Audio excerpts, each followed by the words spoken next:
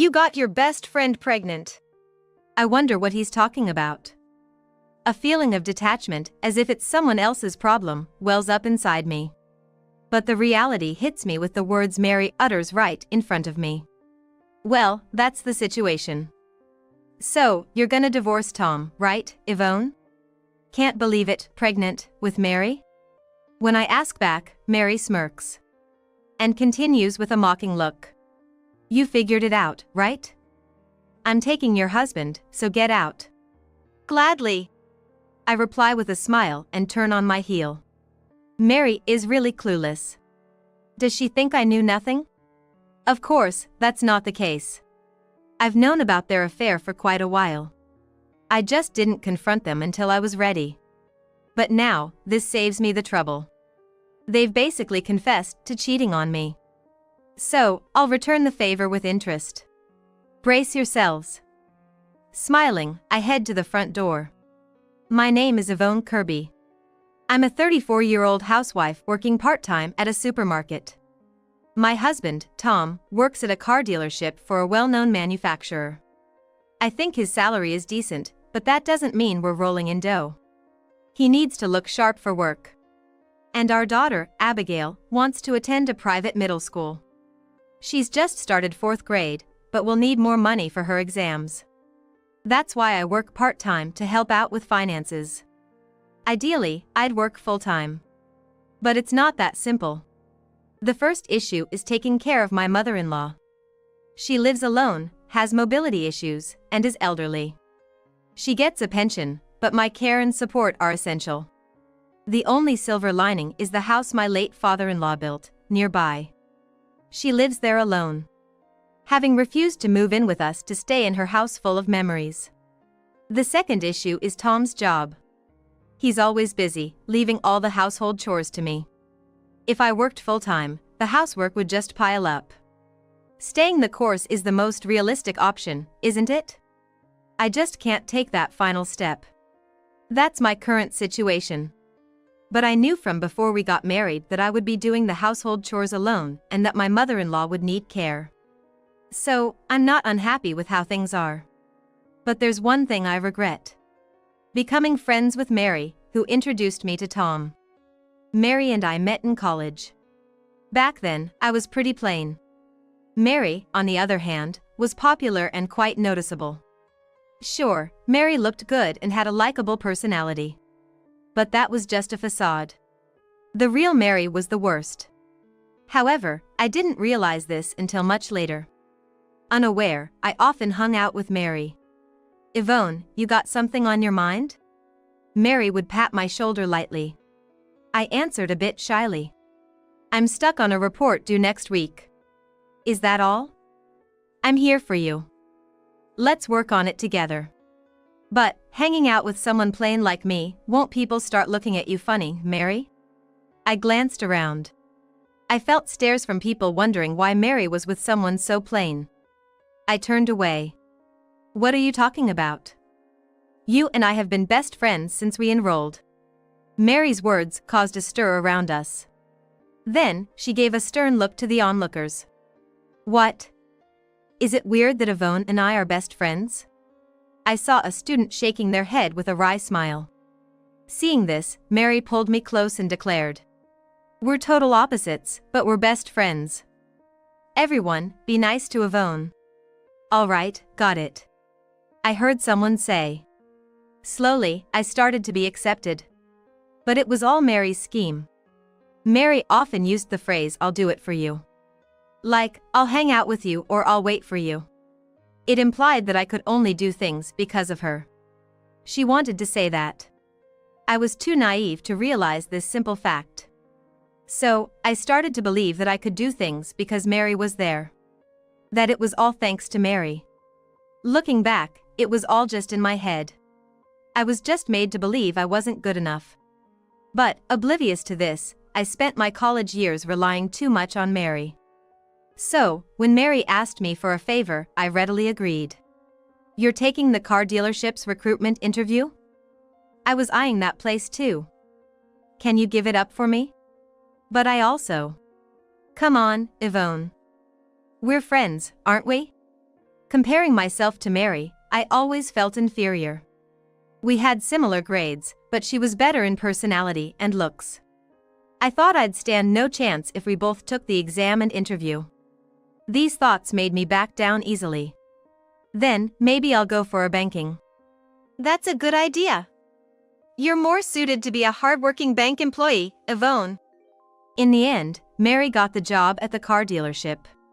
And I became a bank employee. Frankly, it all went according to Mary's plan. But back then, I didn't see it that way.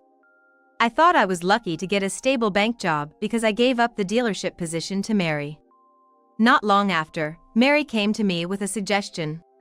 I've got someone I want to introduce you to, Yvonne. Someone you want to introduce? Tom is my coworker. I think he's perfect for you. Why not give it a try? I'm sure about it. Let's meet him. Since Mary says so, it must be true. Let's meet first. I immediately thought I should meet him. After Mary's introduction, I met Tom. We started dating. And during one of our dates, Tom murmured, Yvonne, you're such a good person. I'd like to marry someone like you. Me? Really? But I can't ask you to marry me. Tom sighed. When I asked why, Tom started talking about his circumstances. He had a mother with mobility issues. Whoever he married would have to take care of her. He was worried about this and couldn't decide to marry. It's okay. I don't mind that at all. I'm busy with work, and you'd have to handle all the household chores. Are you sure? Yes, I'm sure. Leave it to me. I really did love Tom. So, I thought it was no big deal. That's why I married Tom. But my trust was betrayed. It was years after we got married. It happened when I went to pick up Abigail from kindergarten. Hannah, usually a cheerful mom friend, approached me with an unusually serious face. Hey, can we talk for a bit? Do you have time now? Sure. I'm off from work today, so I have a little time. I had to do housework and take care of my mother-in-law when I got home. But interacting with other moms is also important as Abigail's mother. So, I followed Hannah to a nearby cafe as she suggested. Once we ordered, Hannah started to talk. You see, I saw something. Our kids started eating their cakes, and Hannah shared her story. She had been going to a gym near the station for her diet. A few days ago, she saw Tom there. Hannah had met Tom at the kindergarten before, so she recognized him right away. But that's where the problem started. Tom was with an unknown woman, looking quite intimate. Hannah asked me with a stern face, "Isn't that cheating?" Cheating? No way, that can't be. I replied, trying to hide my agitation. Hannah put her hand on mine as I gripped my cup tightly. Why don't we check it out secretly? If it's cheating, we might get some evidence. The idea of checking scared me. But I couldn't just ignore the possibility of infidelity. After some thought, I agreed to accompany Hannah to the gym. On the day, I left Abigail with my mother-in-law and met Hannah in the neighborhood. We headed to the gym together. We entered the gym as trial members. Soon, Tom arrived at the gym. But he was alone. No woman, no colleagues, no friends. Hannah's just jumping to conclusions. I thought, relieved. Then, a familiar voice caught my attention. Sorry, I got a bit delayed. That voice, it's Mary. My heart skipped a beat. What were you up to? Had a troublesome customer. Kept making a fuss. Their cheerful conversation continued. Watching them, my heart ached. Feeling betrayed was the strongest emotion, followed by the shock that Mary, who was supposed to be my best friend, was involved. I took some photo, is it okay? Hannah's voice brought me back. I nodded, but honestly, I was far from okay. My mind went blank. I don't remember much after that. According to Hannah, who filled me in later, the two left the gym and went to Mary's place.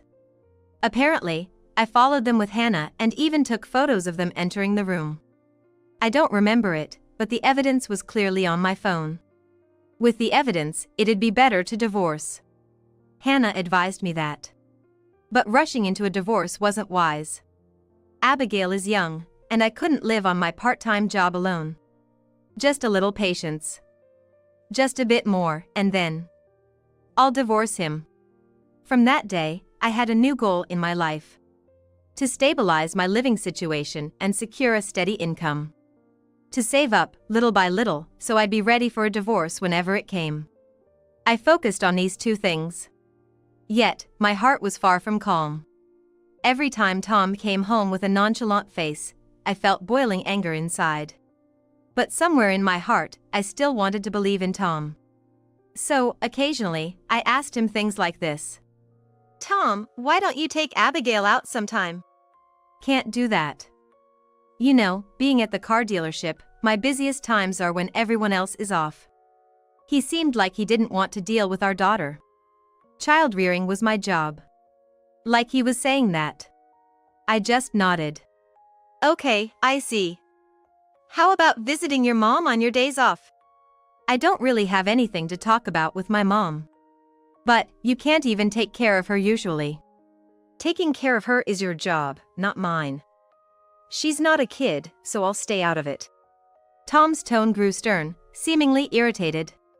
I closed my mouth, feeling dejected. It seemed like Tom had lost his affection not just for me, but for Abigail and my mother-in-law as well. I felt disappointed, yet somewhere relieved. No more attachments. Those words floated in my mind. The following years were truly hellish. Living with Tom was just cohabitation. We barely spoke, and our interactions were minimal. Plus, as Abigail grew older, she started to despise Tom. I don't even need a dad like him. She would say things like that. One day, Tom had to go to the manufacturer's headquarters for work. Perfect timing, I thought, and headed to my mother-in-law's house with Abigail. During Tom's business trip, Abigail and I stayed at her grandmother's house. But the next day, I got a strange call from Tom, who was supposed to be away. You're not home. Where are you? What? I'm at your mom's. What about your business trip?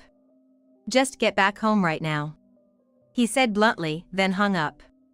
Puzzled, I headed home. Entering the house, I heard the TV in the living room. Tom? Did something happen on your trip? I asked as I opened the living room door.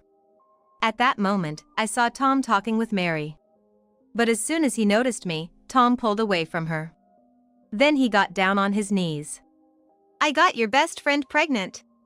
What is he talking about? I thought, feeling detached like it was someone else's issue.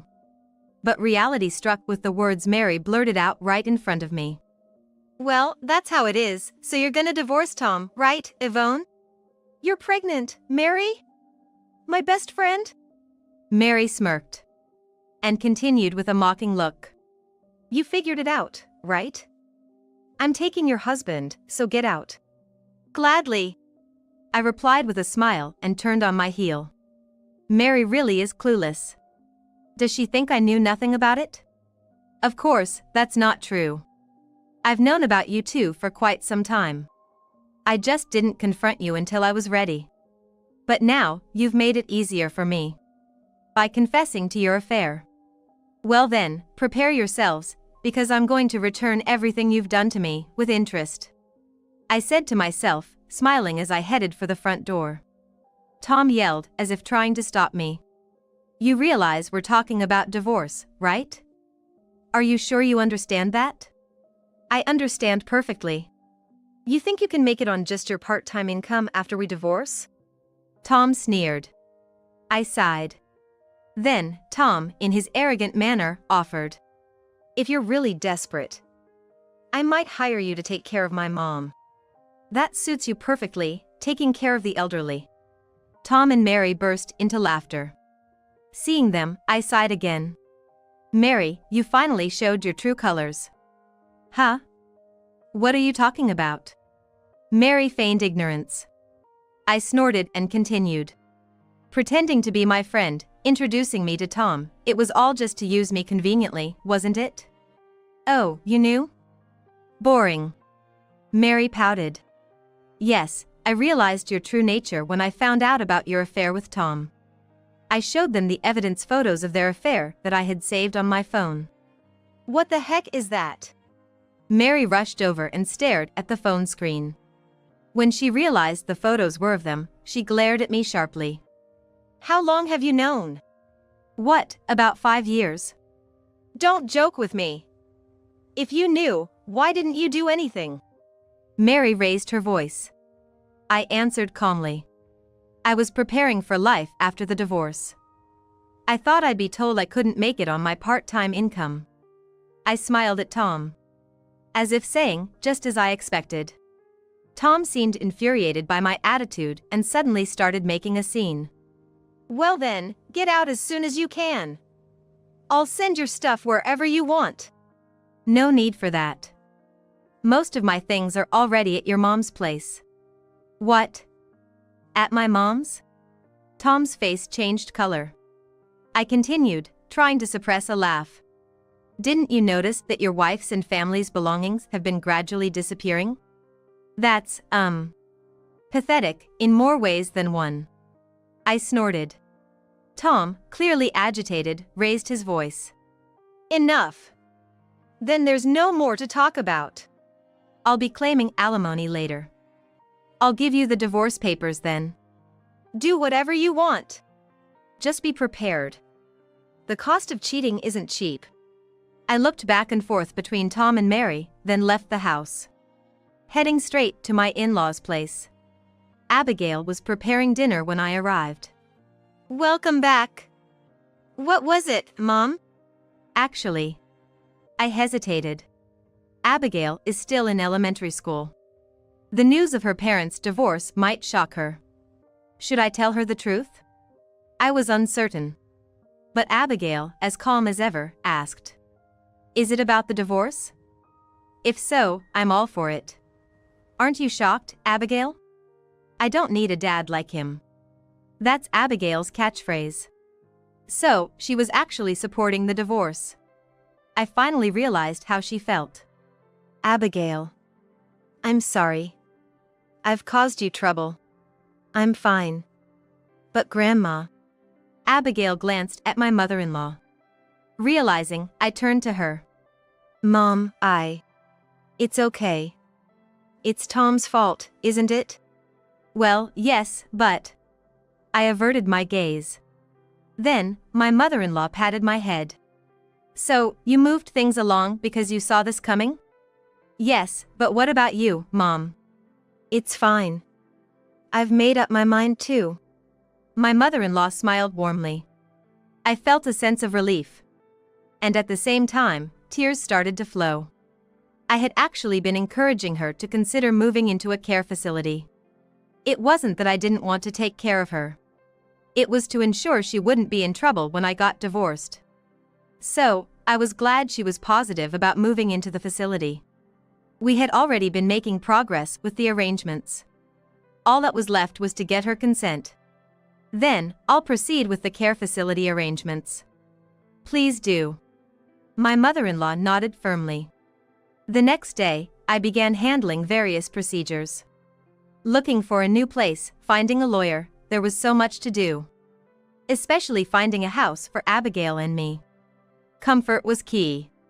I visited several real estate agents. 3 days later, as I left a real estate office, my phone started ringing. Who could it be? Hello? The moment I answered, a loud voice blasted through. How many times do you think I've called you? Mary. I instinctively pulled the phone away and murmured. Yes, it's me, Mary. Where are you? At a real estate office. Why? As I asked, Mary's voice got even louder. Real estate? Looking for a house with stolen money, are you? Stolen, what are you talking about? Don't play dumb. The passbook Tom gave me was empty. I tried to calm my breathing. And I revealed the truth. The account was empty from the start. We were always struggling financially. Don't lie. Tom's company pays well. There's no way you had financial troubles. Mary's loud voice hurt my ears. I brought the phone back to my face and continued.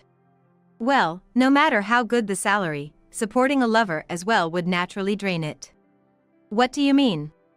You still don't get it? That's why. I patiently explained it to her. Actually, Tom had been splitting his salary into two parts. One for supporting our family, and the other for spending on Mary. It looked like about 70% was for us, and the rest was used for Mary. I found out about this after I discovered their affair. Wanting more evidence, I hired a professional to investigate. That's when the salary issue came to light. When I told Mary this, she raised her voice in disbelief. What? You lived on 70% of his salary? That's impossible. Stop lying. That's why I was working part-time. But that's... Mary stuttered. I pressed on. So, there's no money left. But you must have some. Give it to me then. Her audacity was astonishing. But I couldn't just let it slide. I only have what I earned myself. If you have a problem, I'll add it to the alimony. Add to it? Yes, the alimony I'll demand from you as the mistress. I was thinking of the usual amount, but since you're complaining. I was cut off as the phone call abruptly ended. After that, Mary didn't answer any of my calls. She must be reflecting, I thought. But it seemed not. The next day, Mary called again. As soon as I answered, she started yelling. Where did you hide her? You don't answer my calls, and now what are you talking about? That woman. Where did you put her? Who was she talking about? Surely not Abigail. What did she mean? As I pondered, Mary couldn't hold back and shouted. Tom's mother. She's got money, right? She's not at home. Where did you hide her? Oh, you mean Mom. Where is she? Tell me. Mary screamed. She seemed quite desperate. Realizing she was planning to ask my mother-in-law for money, I firmly refused. Sorry, but I won't tell you. Why not? She's got money, right? If not, sell the in-laws' house. Mary's greed was on full display. She talked about taking my mother-in-law's money. Or, failing that, selling her house. To get the cash. She repeated this several times. Sighing, I asked Mary. You sure you want to discuss this with me? Doesn't matter. Once the divorce papers are in, you're just a stranger. That might be true. But what if I told my mother-in-law about her plans? Mary seemed unable to even consider that possibility. Had they been squandering that much money? I was baffled. But then, I reconsidered. It's too much trouble, so I'll tell you about my mother-in-law. You should have confessed from the start. Where is she? In a senior care facility. The address is... I gave Mary the address I had noted down. Mary began to laugh. Haha. I'll go there right away and start the process to sell the house. That's impossible. Why? Are you upset? No, it's just that the house doesn't exist anymore. As I said this, Mary's laughter abruptly stopped. After a pause, she cautiously asked me. What do you mean? My mother-in-law sold the house. The money was used for her care facility. Sold it? I recalled when I first suggested the care facility to my mother-in-law. She initially refused, citing the lack of funds for admission. That's when I proposed selling the house. She hesitated but eventually decided to sell. We didn't want Tom to catch on to our plans until I brought up divorce. So, she continued living in the house, paying rent until our divorce discussion started. And now, here we are. So, she doesn't have any money left? That's right. This is your fault. Don't forget this. With a scream that sounded like the death throes, Mary hung up the phone. Anyway, she must have given up by now. Let those two do whatever they want. While thinking this, I methodically proceeded with the divorce procedures. First, I hired a lawyer to claim alimony. I was sure they would resist. But surprisingly, they accepted the amount suggested by the lawyer. Later, I received the alimony through the lawyer. At the same time, I signed the divorce papers and had them delivered to Tom. Tom apparently signed them readily, and I successfully completed the divorce. It took 3 months to finalize everything. It was tough, but I'm glad I persevered. Relieved, I went to thank my lawyer. That's when I was handed something unexpected. A wedding celebration party? It was an invitation to a wedding party. Mary, not knowing my home address, had left it with the lawyer. Was she inviting me to gloat as the woman whose husband was taken away? I was about to tear it up right there. But then I had a second thought. Tom's associates would surely be at the party. Maybe I could do something. I contacted a certain person. Sure enough, they too had received an invitation. So, I decided to attend the wedding party. The venue was a hotel's banquet hall. It was called a party, but it was essentially a wedding reception. They really went all out despite having no money. As I was thinking this, a voice came from behind. Thank you for coming. I turned around to see Mary in a dress, with Tom beside her. If you're going to do this, you might as well have had a wedding. Sorry. I can't wear a wedding dress because I'm pregnant. Mary was clearly heavily pregnant. She was willing to go this far just to humiliate me. I responded, looking away. Oh, right. But I'm glad you came. I thought you wouldn't. Mary made a show of pretending to cry. Don't cry now, I said, knowing full well. I looked around, noticing people quickly avert their eyes. Mary must have said something convenient for her. The atmosphere felt oddly cold. If that's how they want to play it, I'm ready to go all out. A fire ignited in my heart. Pretending to console Mary, I scanned the room for someone. Soon, I found the person I was looking for. Oh, sorry.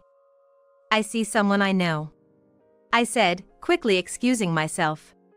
For some reason, Mary followed me. But I expected this. She would want to make a spectacle of me. I thought so, and with that in mind, I decided to leave the place. I approached the person from behind. Sorry to keep you waiting. The person turned around at my voice. It was Hannah. Oh, you're already here. Yes, just greeted my ex-husband and his new friend. As I gestured towards them, Tom suddenly became flustered. He awkwardly bowed to Hannah. Thank you for coming today. But why is Yvonne's friend here? I'm accompanying my husband. You know, I don't think you've met him yet. Hannah smiled and pulled the arm of a man standing beside her. Tom's face went pale. Hannah introduced her husband to Tom. This is my husband, Ted.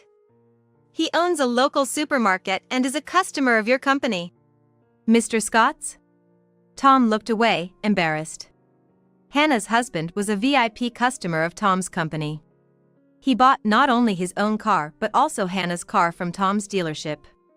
He even referred his supermarket employees to Tom's company. In other words, he was a very important customer to Tom. It's no wonder Tom was panicking. Amidst this, Hannah introduced me to her husband. This is my friend, Yvonne. We're partners in an investment company. As Hannah said this, Mary's face changed color. Investment company? What's that? Exactly what it sounds like. Tom's salary wasn't enough, so I've always been investing. And it grew into this. This happened right after I discovered Tom and Mary's affair. I realized I needed a stable income for the divorce. That's when I turned to investing, something I started after getting married. Being a former banker, I had some knowledge about investments. Increasing my investment amount turned out to be a huge hit. Before I knew it, I had a stable income from investments. I told Hannah about it, and she became interested. We started investing together, and soon other mom friends caught wind of it. Then we thought, why not start a company? So, we did, and that's how we started our business. So, after the divorce, I started working at the investment company. I have a good income now, and I'm glad I got divorced. What do you mean? How about you? Did you manage to get the money? Mary looked away, obviously upset. I continued with a smile. Well, you must be in a tougher financial situation now. Eh? Because Tom is in such a state, right? I pointed to where Tom was kneeling. Apparently, he had been scolded by Hannah's husband. I'm sorry. My affair caused all this. I'll be honest from now on. Please continue doing business with us. Tom was desperately apologizing. But Hannah's husband ignored him. In the end, Tom was left in the lurch. After losing an important client, he became an outcast at work. Talked about behind his back by bosses and colleagues. Unable to bear such a life, Tom resigned. Meanwhile, pregnant Mary pressed Tom for a divorce. But being pregnant, she couldn't work. Reluctantly, she decided to divorce after giving birth. As of now, they are in the middle of a messy divorce trial. To pay for the trial, Tom works at a construction site, and Mary works at a nightclub. They're both working hard, just to slander each other in court. I heard all this from my mother-in-law. I still visit her after the divorce. Abigail is her granddaughter, after all. Abigail is preparing for her middle school entrance exams next year. Mom, is it okay if I go to private school? Do we have enough money? Of course, dear. Mom will work hard, so you should too. Okay. I want to be like you, Mom, so I'll do my best. Abigail gave me the strength to keep going. I met my true friend, Hannah. My happiness is all thanks to Abigail. I'd do anything for her. That's how strongly I feel. Dolores has been in an accident. She's hurt and on the way to the hospital in an ambulance right now. My husband, Noah, suddenly called and said in a panic. Noah was supposed to be at work at this time. What? An accident, a injury, is that true? Yeah, it's true. She had a bicycle accident. She keeps mumbling and repeating, "Hurry and come, Mommy," over and over. Our daughter, Dolores, was in the midst of her summer break and, after lunch, rode her bike out to play with friends. What? No way, Dolores. Dolores? Eh? Ah. The moment I mentioned Dolores's name, Noah's previously energetic voice suddenly halted. Then, regaining an unnatural calm, he said, "Forget what I just said." Anyway, and without waiting for my response, he unilaterally ended the call. Noah's behavior worried me, but at the moment, all I could think about was the injured Dolores. I rushed out the door so fast that I didn't even stop to change. As I burst outside, someone came running toward me and our heads collided. Ouch! Mommy, you gotta be careful, or you'll end up in an accident too. Good thing I was wearing my helmet. There stood Dolores, looking no different than she did before leaving the house. My name is Olivia Ichimura, a 42-year-old part-time housewife. After becoming a bit sedentary in my adult life, I joined a community tennis club, where I met the man who would become my husband, Noah Smith. Neither of us remember who approached the other first, but soon enough, we were dating. Then, one day, a year after we met. Please marry me. I'm the one who should be saying please, thank you. Noah, with his pure, sparkling eyes, confessed his love like a boy, and my heart was deeply touched.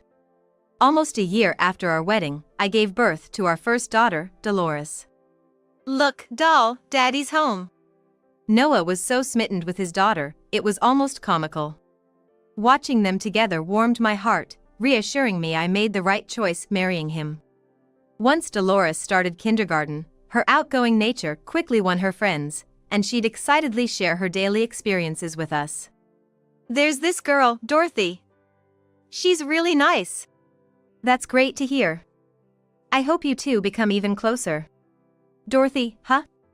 Then she's also a dolly, Noah said, humorously feeling an immediate kinship. Stop it. That's so confusing. You might mix it up someday and embarrass yourself. If that happens, it'll be hilarious. Noah laughed. As our children got along so well, we quickly became friends with Dorothy's parents. I am always grateful to you for your hospitality. Please be a good friend with her. Dorothy's parents, the Brown couple, were both approachable and cheerful. Half a year after meeting, we frequently visited each other's homes and even enjoyed barbecues on long weekends, deepening our relationship. Dorothy's mother, Sophia, was on the tennis team during her student days and even competed in nationals. She had been intrigued by Noah's name from the beginning.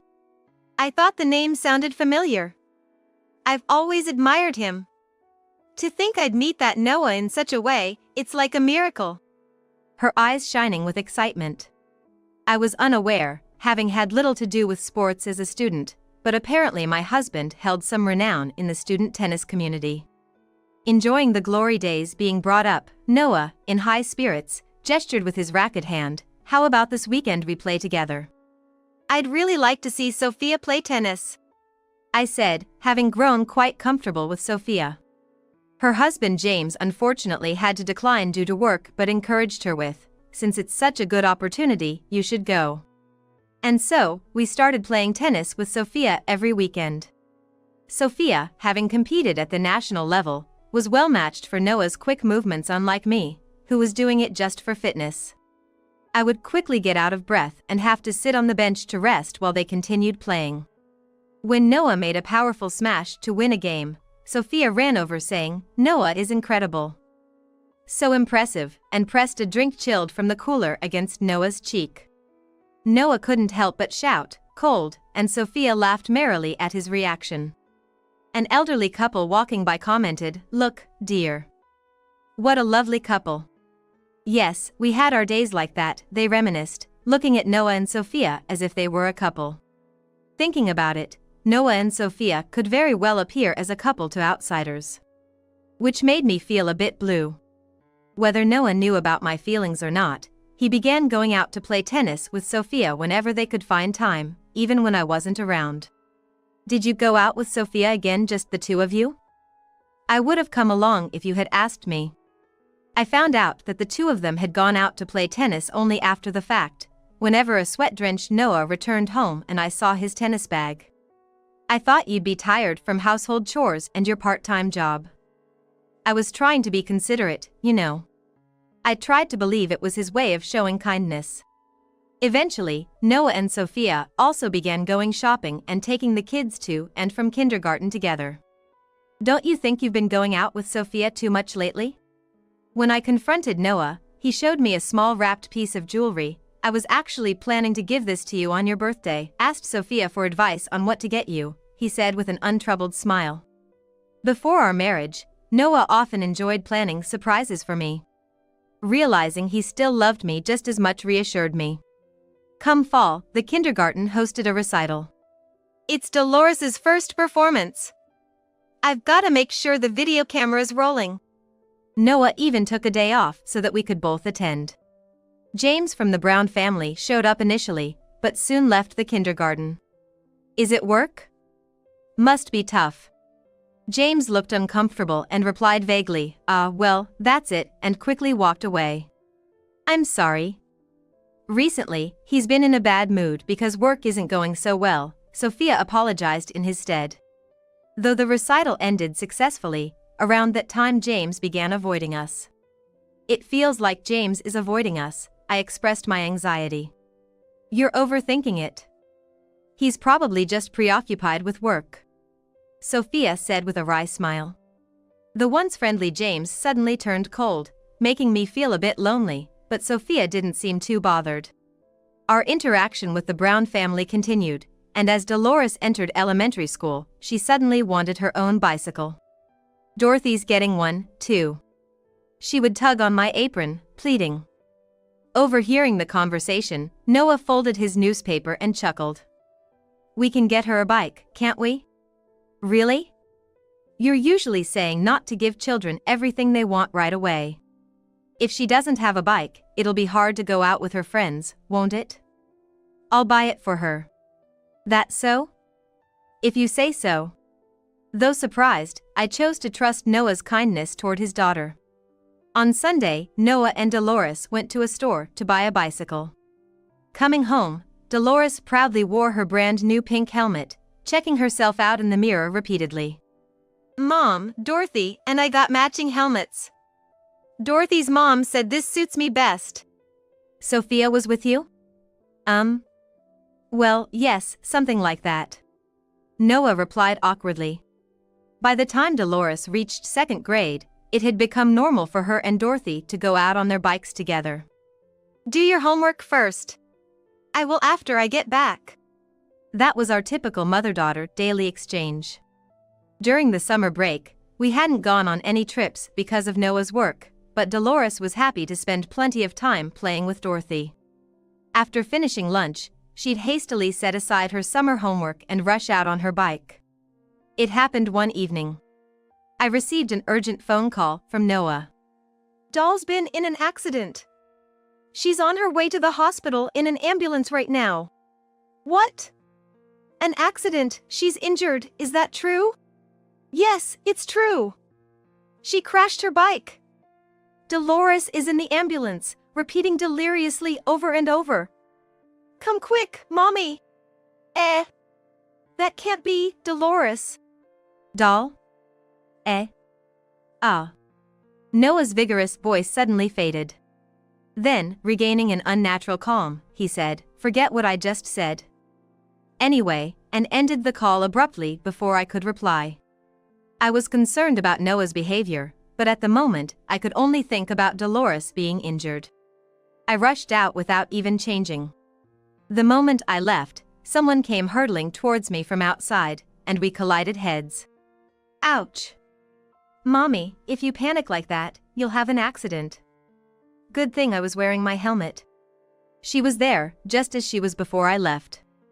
Dolores, are you okay? Are you hurt anywhere? Don't you have any injuries? As I checked her, asking rapidly. Dolores frowned as if tickled and reassured me, "I'm fine with things like this." "Are you okay, Mommy? I just got a call from your father saying you had an accident on your bicycle." What's that about? I don't know anything. She replied, looking genuinely clueless with round eyes wide open. He said you were on your way to the hospital in an ambulance. That's a lie. I'm fine. Look, no injuries anywhere, see?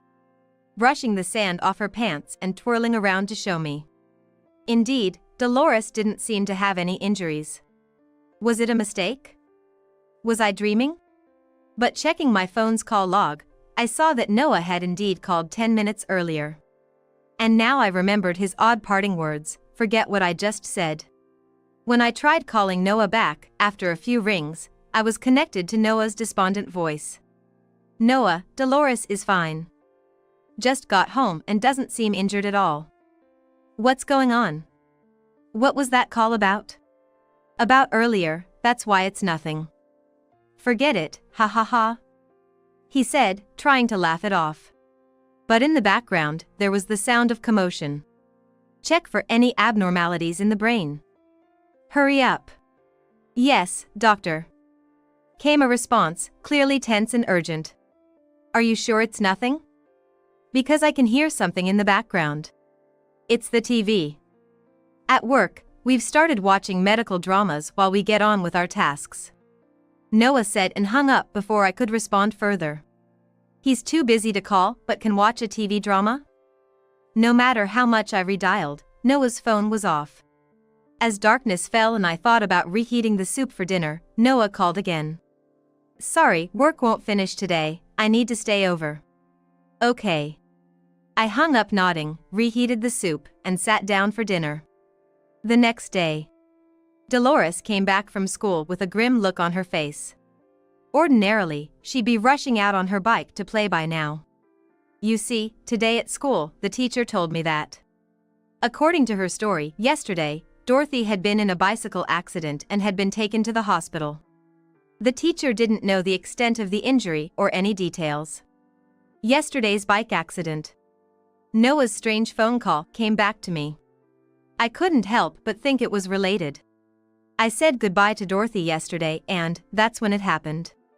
She said as she looked back on the previous day and burst into tears. I want to visit Dorothy in the hospital. So, I quickly got ready and we headed to the hospital where Dorothy was reportedly admitted. Dolores. You came. As we entered the room, Dorothy seemed much livelier than I expected, and I breathed a sigh of relief. Sophia was sitting beside the bed. Olivia, Dolores. Thank you for coming. Yet for some reason, she quickly averted her gaze from me. I was shocked. They told me she was rushed to the hospital after a bicycle accident.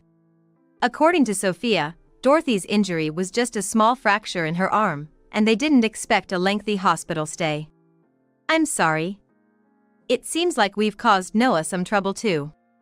At that moment, I responded with a puzzled, eh? Why would Noah's name come up in this situation?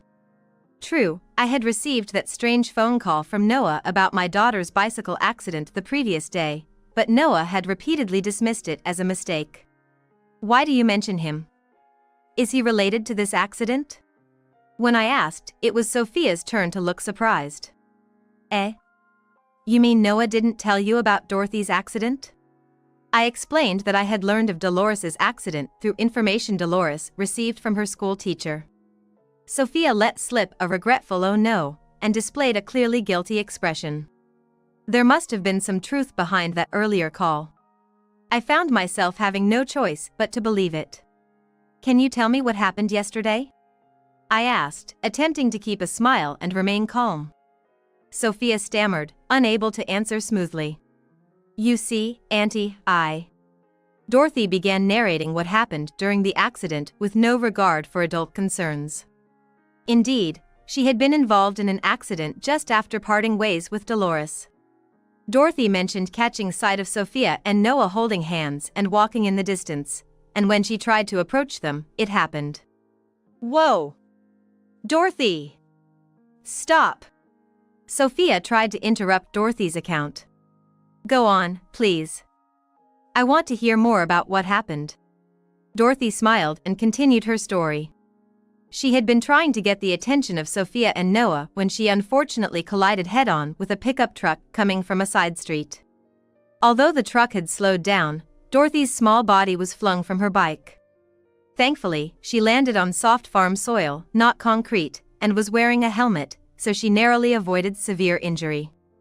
It seemed both Sophia and Noah, being too far off, hadn't noticed Dorothy's accident. Sophia parted ways with Noah at another corner thereafter, disappearing from sight. It was Noah who found Dorothy later and realized something was wrong. You know, Dolores's dad stayed with me all the way to the hospital. Dorothy recounted cheerfully. That's good to hear, I said, and glancing at Sophia, who remained silent, head bowed. What's wrong, Sophia? You don't look well. It's nothing. Her voice trembled as she struggled to answer. It's time for dinner, so we should head back now. Bye, Dolores. Bye, Dorothy. Dorothy's face stayed bright with a smile, but Sophia remained silent until Dolores and I left the room. Dorothy's mom seemed down, didn't she? She must be tired from taking care of Dorothy. I responded vaguely, stroking my daughter's hair gently. When we arrived home, Noah was already back. You're home early today. Yeah. It seemed he had already been informed about our hospital visit by Sophia. Noah was acting fidgety and appeared to be struggling to come up with something to say. I went to visit Dorothy today at the hospital. Oh. Is that so? How's her injury then? Oh. I didn't mention anything about Dorothy being injured and in the hospital. It could have been an illness, couldn't it? Well, I just had a hunch. Noah was clearly rattled. Well, that's all right. I reported Dorothy's condition to him. But it seems like you know something more, don't you? What could you be talking about? I pressed him about the phone call from the previous day. It was just a joke. I was trying to scare you. But I never imagined that on the same day Dorothy would actually have an accident and be hospitalized. I guess even joking like that can be wrong. Anyway, bath time.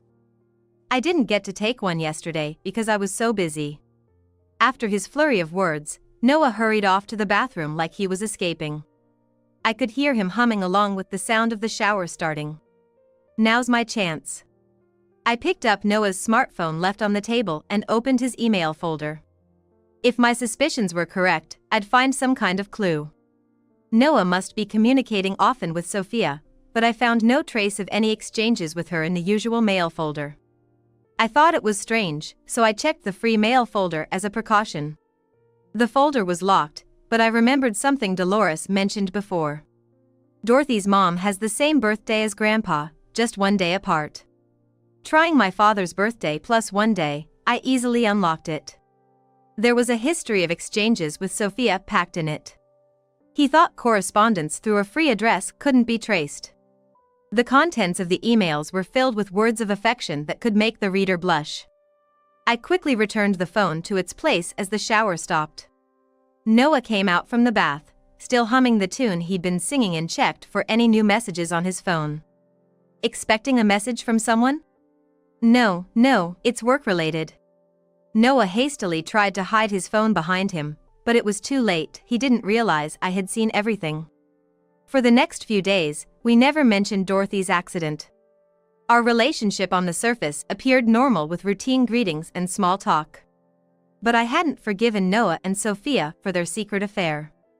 In fact, I wanted to cut ties and leave this house immediately. But I acted as usual for Dolores's sake.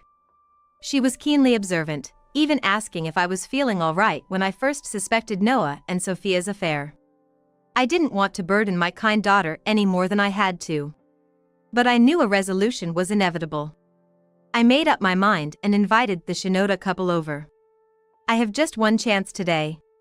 I repeated to myself in the mirror, trying not to let myself back out. Today was a day off for both Noah and Sophia's husband, James.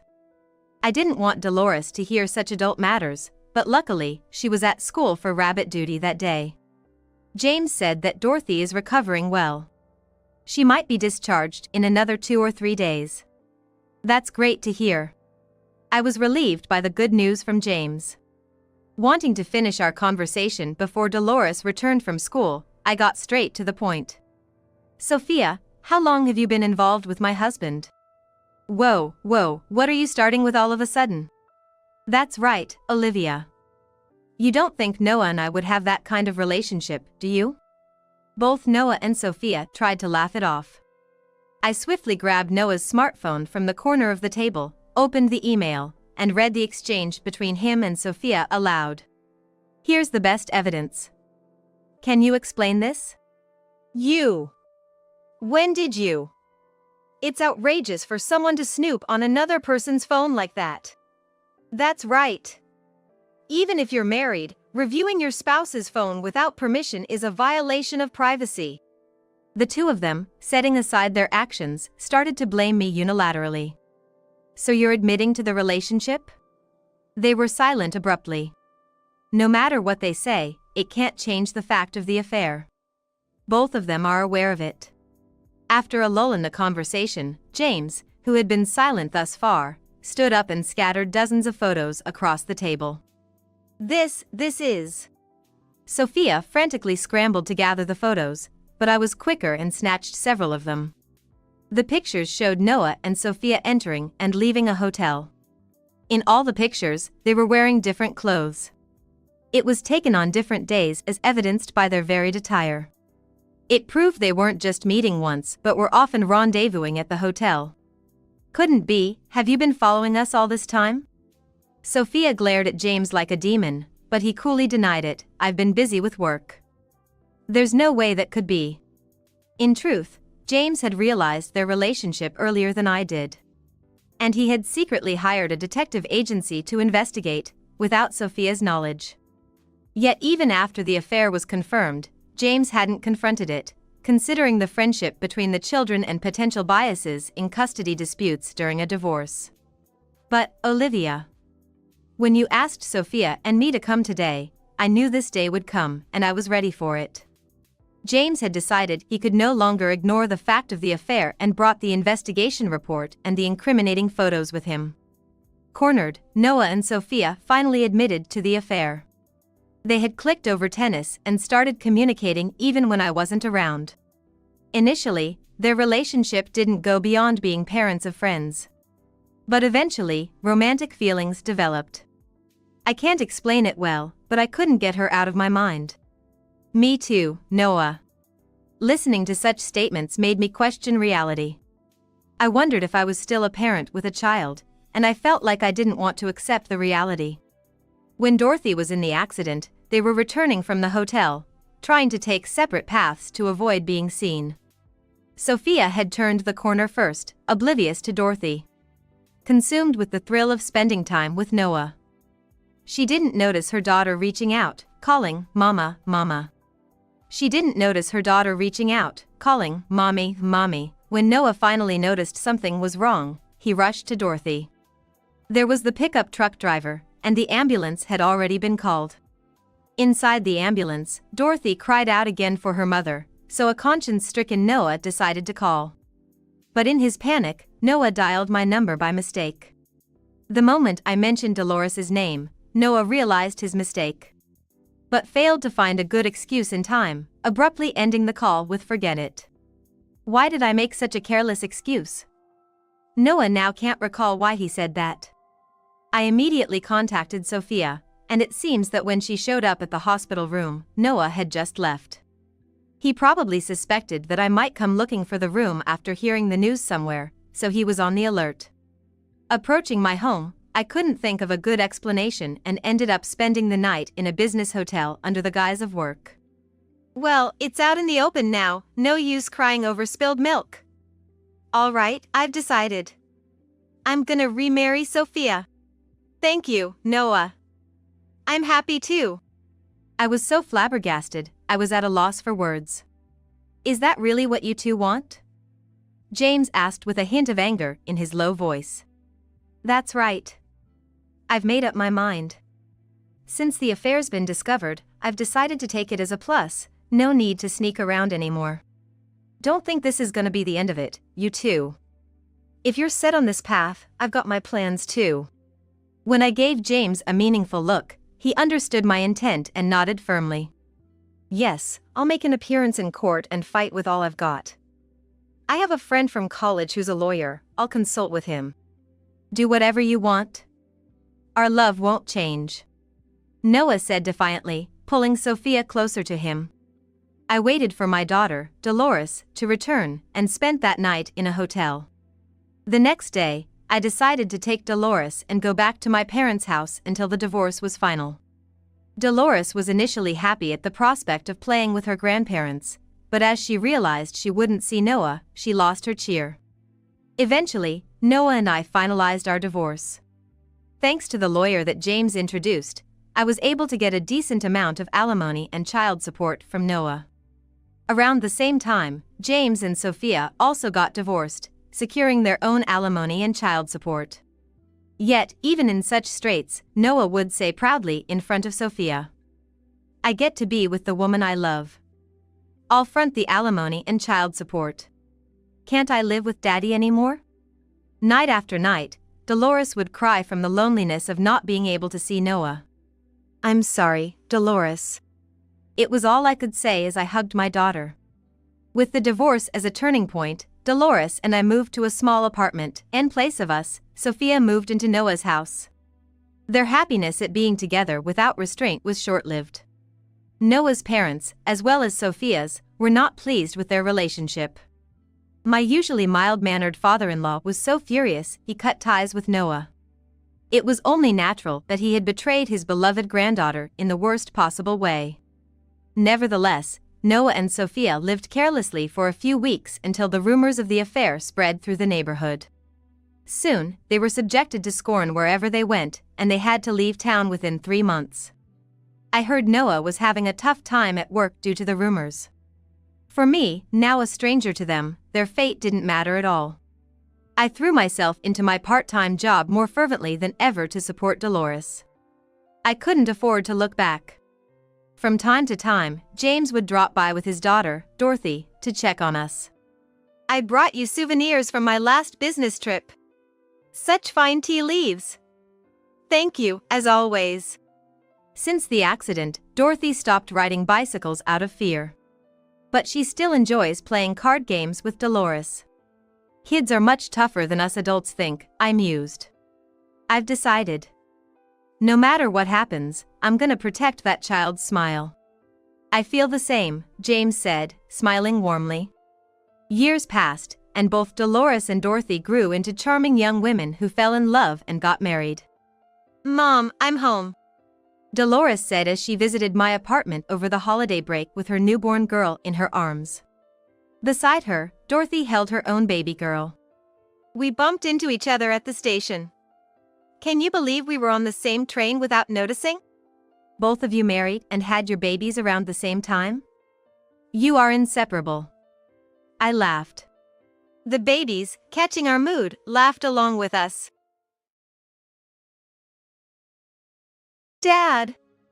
Take me to the hospital. Mom is. Arthur pleaded desperately into his smartphone, his voice trembling. I was crouched down, unable to move from the spot, because my water had broken. In such a situation, a young child can only think of their father. However, the response from John over the phone was cold and detached. I can't, I'm on a company trip, he said, laughing carelessly. It was a transparent lie. Help, please help. Finally, Arthur burst into tears. I was overwhelmed with intense anger.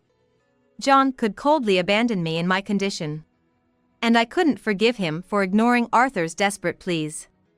A week later, having safely given birth, I was getting ready to go out. Then my phone rang. It was John. Arthur answered the call for me, as my hands were full. Where's Mom? Arthur replied clearly. About to be buried. What do you mean? Hey, Arthur! John, taken aback, stammered. What do you mean? Hey, Arthur! Ignoring John's frantic questions, Arthur ended the call. Let's go, Mom. Yes. There's work to be done now. We headed to a specific place. Ready for our modest revenge. My name is Holly Morgan, a 33-year-old housewife. I live with my husband, John, and our 5-year-old son, Arthur. After John goes to work and Arthur heads to kindergarten, I spend my days doing housework. Once that's done, it's my time. I share videos online as a hobby. Simple recipes and parenting tips, just a housewife's musings. It started as a way to kill time. John used to be away on business, so I began this to fill the void. Lately, I've noticed more subscribers than I expected. My life hacks for parenting and housekeeping must have resonated with my viewers, who are mostly moms raising kids. So even after John returned from his business trip, I kept finding time to make these little broadcasts. Sharing these videos has become a small joy in my daily life. One day, I found out I was pregnant. We had been thinking about having a second child, so this news was a delight. Both John and Arthur were thrilled. There was so much to think about, choosing a name, getting baby clothes ready. Looking back, I guess I was too excited about being pregnant again. That's probably why I didn't notice sooner. The nightmare eating away at our family had already begun. It happened on a typical weekend morning. After breakfast, John was fiddling with his smartphone. Arthur ran up to him. Hey Dad, let's play treasure hunt. Arthur had recently taken a liking to playing treasure hunt. In this game, we hide a treasure somewhere, and John and I would look for it. It was supposed to be a peaceful weekend. But John, hastily hiding his phone, snapped at Arthur with raised eyes. Quiet. I'm busy, go over there. Shocked by his tone, I couldn't help but intervene. Hey, there's no need to talk like that. I'm dealing with work stuff. How can I focus with all this noise? Work? On a weekend morning? You're just playing on your phone. John, growing even more agitated, yelled. It's business communication. You wouldn't understand, you're just a housewife taking it easy. What's that supposed to mean? He huffed and stormed out of the room.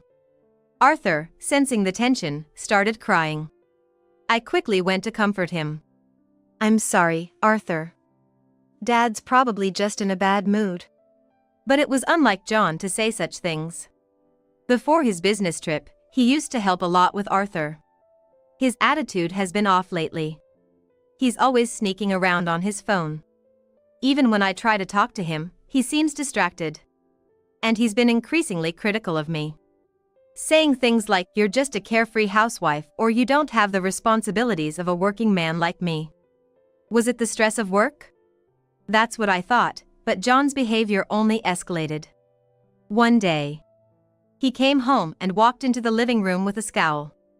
He glared at Arthur's toys tossed in the corner. "Hey, why aren't these picked up?" I had just put away the toys in the toy box, but it seems I forgot some. "Oh, sorry," I said, hurrying to tidy up. "Geez, you're a housewife and can't even discipline the kid properly. I come home tired from work and have to deal with a messy house." Again, he made a snide remark. "Don't be mad," Arthur said in a near tearful voice, stepping in front of me, as if to shield me. But John callously trampled on Arthur's tender heart. With a bored look, he snapped at Arthur, "Move," and left the room with a click of his tongue. This recent behavior was just too much. I need to have a serious talk with him. I hugged Arthur, who was crying, and made a silent promise. The next night, John came home. "John, I need to talk to you." "What is it?" "Make it quick, I'm tired," he replied, as indifferent as ever. I started anyway. "About your recent attitude." Before I could finish, John raised his voice, talking over me. "I'm gonna be away on a business trip for 2 weeks starting next week." "What? That's sudden." "And for 2 weeks?" "Yeah. It's more like a trip for work. The bosses are targeting new clients in a different area, and we'll do a bit of sightseeing too." Man, it's a hassle being dragged along. "I see. Yeah, I don't need dinner tonight. Good night." Wait. We're not done talking. But John ignored me and went straight to the bedroom. We used to have a light drink and chat about our day after Arthur went to bed. But now, that atmosphere is completely gone. John locked the bedroom door, shutting everyone out. I sighed, finished up the remaining housework, and turned on my computer. I was working on combining a video I shot the other day with narration. It's the usual video editing I do. Previously, I focused on simple household tips, but lately, it's mostly about John. I created a segment about husband troubles, saying things like, "I feel like my husband has become colder recently." Surprisingly, these topics seemed in demand, and my view count has increased. Today, I also briefly talked about the recent interaction with John. After posting the video, comments started trickling in. "Your husband is terrible. He doesn't understand your struggles at all." These empathetic comments helped me calm my emotions. But one comment caught my attention. "A sudden business trip? Sounds like an alibi for cheating." Cheating, I had a faint suspicion, but I was trying not to acknowledge it. I'm starting to think it might be true. John's recent behavior has been inexplicable. One day, while doing household chores and wrestling with these thoughts, I was looking for receipts to update our household budget. They should be around here somewhere, I thought, searching everywhere but finding nothing. As a last resort, I checked a small chest in the living room, typically holding Arthur's kindergarten stuff, thinking maybe the receipts got mixed in there.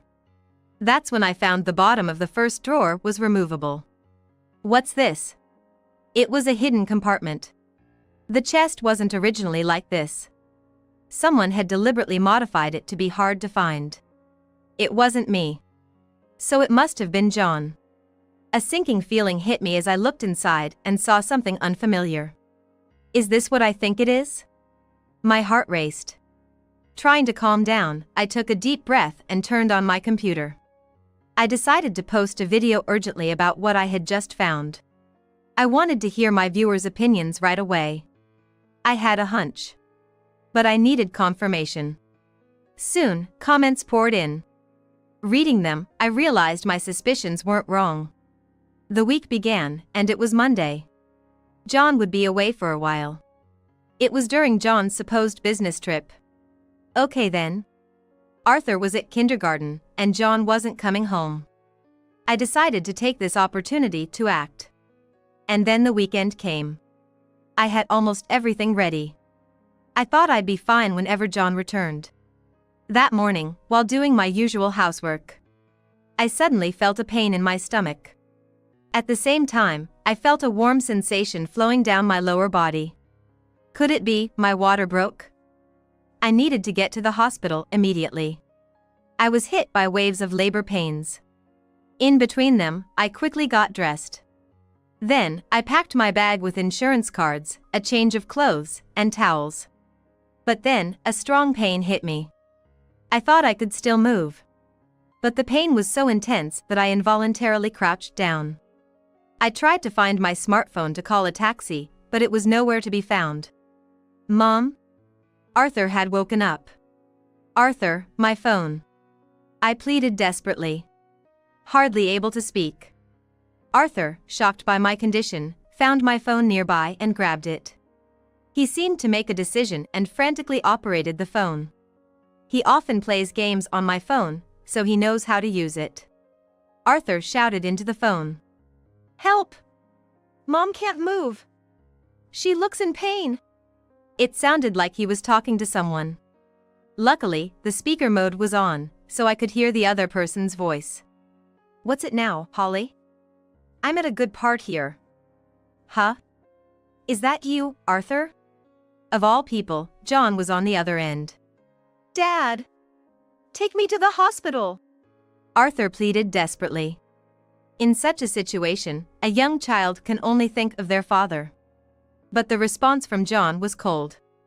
I can't, I'm on a company trip. He said, laughing carelessly. Help, please help! Finally, Arthur burst into tears.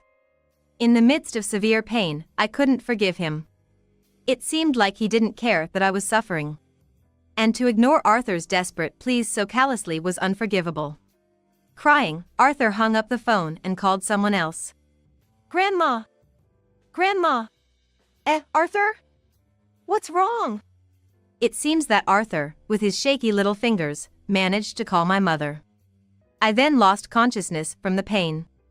When I came to, I was in the hospital.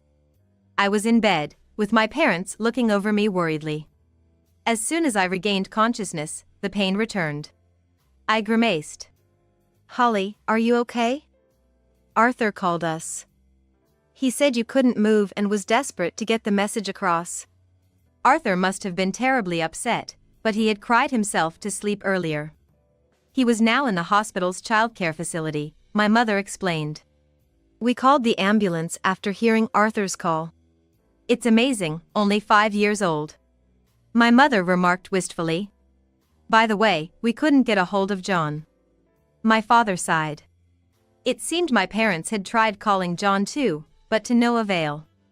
They knew he was supposedly on a business trip, but of course, that was unlikely.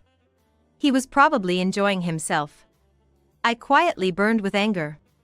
This wouldn't go unanswered. But first, there was something I needed to do. After my parents left the room, doctors and nurses came in to prepare for the delivery. After hours of battling labor pains, I gave birth to a girl. Named Hannah. Hearing Hannah's healthy cries, I might have been released from the tension. I fell asleep. I woke up a full day later. Thanks to the sleep, I felt a bit better. I sent John an email about the birth. But there was no reply. Driven by desire, he probably wasn't thinking about his wife and child. As expected, but still infuriating.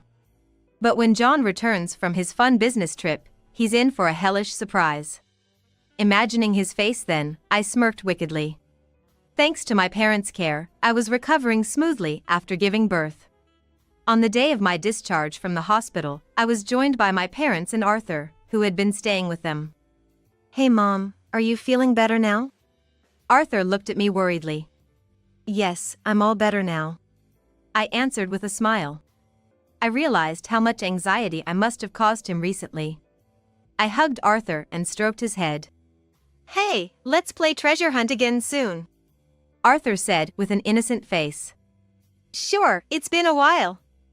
What should we bury? Well. He whispered something in my ear, leaving me speechless in surprise. A week later. My phone vibrated. Mom, your phone is ringing. Arthur called out. As I was getting ready to leave, I replied, I can't answer it now, just leave it. Then, Arthur, staring at the screen, answered the call. From a distance, I heard a muffled male voice. It seemed to be John. Hey, Holly. What, Arthur? I'm coming back tomorrow. Where's Mom? She's about to be buried. What? John sounded confused. What do you mean? Hey, Arthur? Let's go, Arthur. I called out to him, and with a smile, he hung up the phone. We had a task to do. I went out with Arthur to complete a certain task. By the time we returned home, it was already dark. My postpartum body was completely exhausted. Arthur, tired as well, fell asleep, so I left him and Hannah with my parents who live nearby. There was still something I had to do. I decided to wait for John's return. Early the next morning, the front door swung open with force. Holly! Hey, where are you? A frantic John entered the living room. He looked back and forth between me and a chest in the corner, hesitating about what to do. I smiled knowingly. You're late, John. I finished burying it yesterday. Huh? What are you talking about? Arthur also mentioned burying something. The ring. I replied, causing John to turn pale. I know everything. The ring you hid there, were you planning to propose to your mistress? It even had both your names inscribed on it, how thoughtful.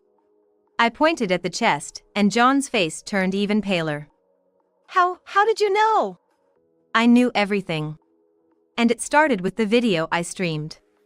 I had talked about John's recent strange behavior in the video, and one of my viewers suggested he might be cheating. Then, the ring from the hidden compartment of the chest. A brand new one from a famous brand with both names engraved. I confirmed my suspicion. After discussing it in another video, viewers advised me to hire a private investigator. Especially if I considered divorce for substantial evidence for alimony. Right after John left for his business trip, I commissioned an investigation. As expected, John was cheating. The other woman worked at a snack bar in the town where John was previously sent for work. She was Rachel, 23-year-old. It seemed John, lonely from living alone, began frequenting the bar. Eventually became romantically involved with her. It's a common story so far. Normally, such relationships end once the work assignment is over. But not for them. They continued even after John returned home, sneaking around to stay in touch. He started treating me worse. And then, pretending to go on a business trip, he went back to his old work town to frolic with her. And the ring was indeed intended for a proposal to her. How deeply he must have been involved. Proposing to another woman while having a wife and children is laughable. Rushed back because you gave the wrong ring to your mistress and she got mad, maybe? My words changed his expression. You did that? It was you. Yes, I switched the ring in the chest. Anticipating he would give it to his mistress during the trip. I replaced it with my own wedding ring, one that John had given me years ago. I was happy then, but I don't need such a thing anymore. What have you done? The ring was the wrong size, and it had your name on it. Rachel was furious. I don't know anything about that. John frantically opened the chest and searched thoroughly. Where did you hide the real ring? Didn't I tell you? I buried it. What? I replied. John was at a loss for words. Right then, the front door opened. John, are you okay? Isn't it over yet? Idiot. Don't come in. It was Rachel standing there. I had seen her face in the photos provided by the private investigator, but in person, she was just a flashy young woman. She had apparently followed John. Likely upset after receiving my ring with a different name on it. John must have pacified her, saying the real ring was at home. But unable to wait, Rachel decided to follow him. I could imagine such a ridiculous story unfolding. Huh, so this is John's wife? Just some old lady. Rachel said mockingly with a laugh. She thought flaunting her youth would give her the upper hand. Her naivety almost made me sigh. Ah, the mistress Rachel, right? Let me guess, dropped out of vocational school for quick money, working at a cheap snack bar? But you couldn't attract any wealthy men, so you settled for a married businessman who's not going anywhere, feeling triumphant over his wife. Is that about right, Rachel? What? Rachel was speechless, hitting the nail on the head. I had already investigated all this. In today's age, once you know a name, social media does the rest. Someone like Rachel, craving validation, would surely share her history somewhere. Sure enough, her social media revealed everything. Rachel said brazenly. So what if it's true? John loves me. He proposed to me, and I got the ring I wanted. Just divorce him already. I was planning to divorce him anyway. There's no point staying with someone like him. John and I had been married for 5 years. Blessed with children. But his infidelity during his business trips, uncaring even during my pregnancy. And the way he treated Arthur and me. There was no reason to continue this marriage. I had decided to divorce him once his cheating was confirmed. By the way, aren't you going to look for that very important ring? Where did you hide it? I didn't hide it, that sounds so sinister. Today, Arthur and I went for a walk on the beach. We played treasure hunt there, it was fun. I said calmly. John's face changed. Don't tell me you buried it there. John muttered, trembling. Then he rushed outside. Where are you going, John? Rachel called out, following him. I too stepped outside the front door. The place where it was buried was about a 20-minute walk away. Clutching my smartphone, I walked briskly. It was the nearby beach. Upon arrival, I saw John and Rachel frantically digging around in the sand. It's not here, where is it, damn it? That ring was expensive. What are you doing, find it now. They were panicking like fools. I leisurely recorded the scene on my smartphone. They were so frantic that they didn't even notice me filming from a distance. It was comical and I couldn't help but laugh.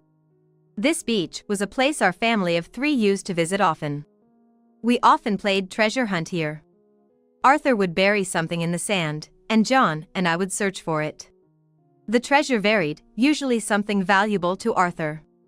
Toy cars, cicada shells, typical boyish stuff. But today, the buried item was the real ring John intended for Rachel. When Arthur recently suggested playing treasure hunt again, I asked him what we should bury. He immediately said, a ring. I was taken aback. I know about it. Dad has been looking at a ring and smiling recently. What are you talking about? Arthur had been observing John closely. John must have looked at the ring he splurged on, imagining his mistress.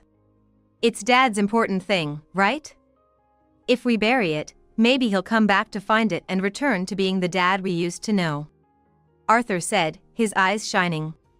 Arthur didn't understand. He didn't know the ring was meant for Dad's mistress. He thought since Dad was happy with it, it must be important. He hoped finding the ring would bring back the kind father he knew recently. Arthur's pure heart moved me.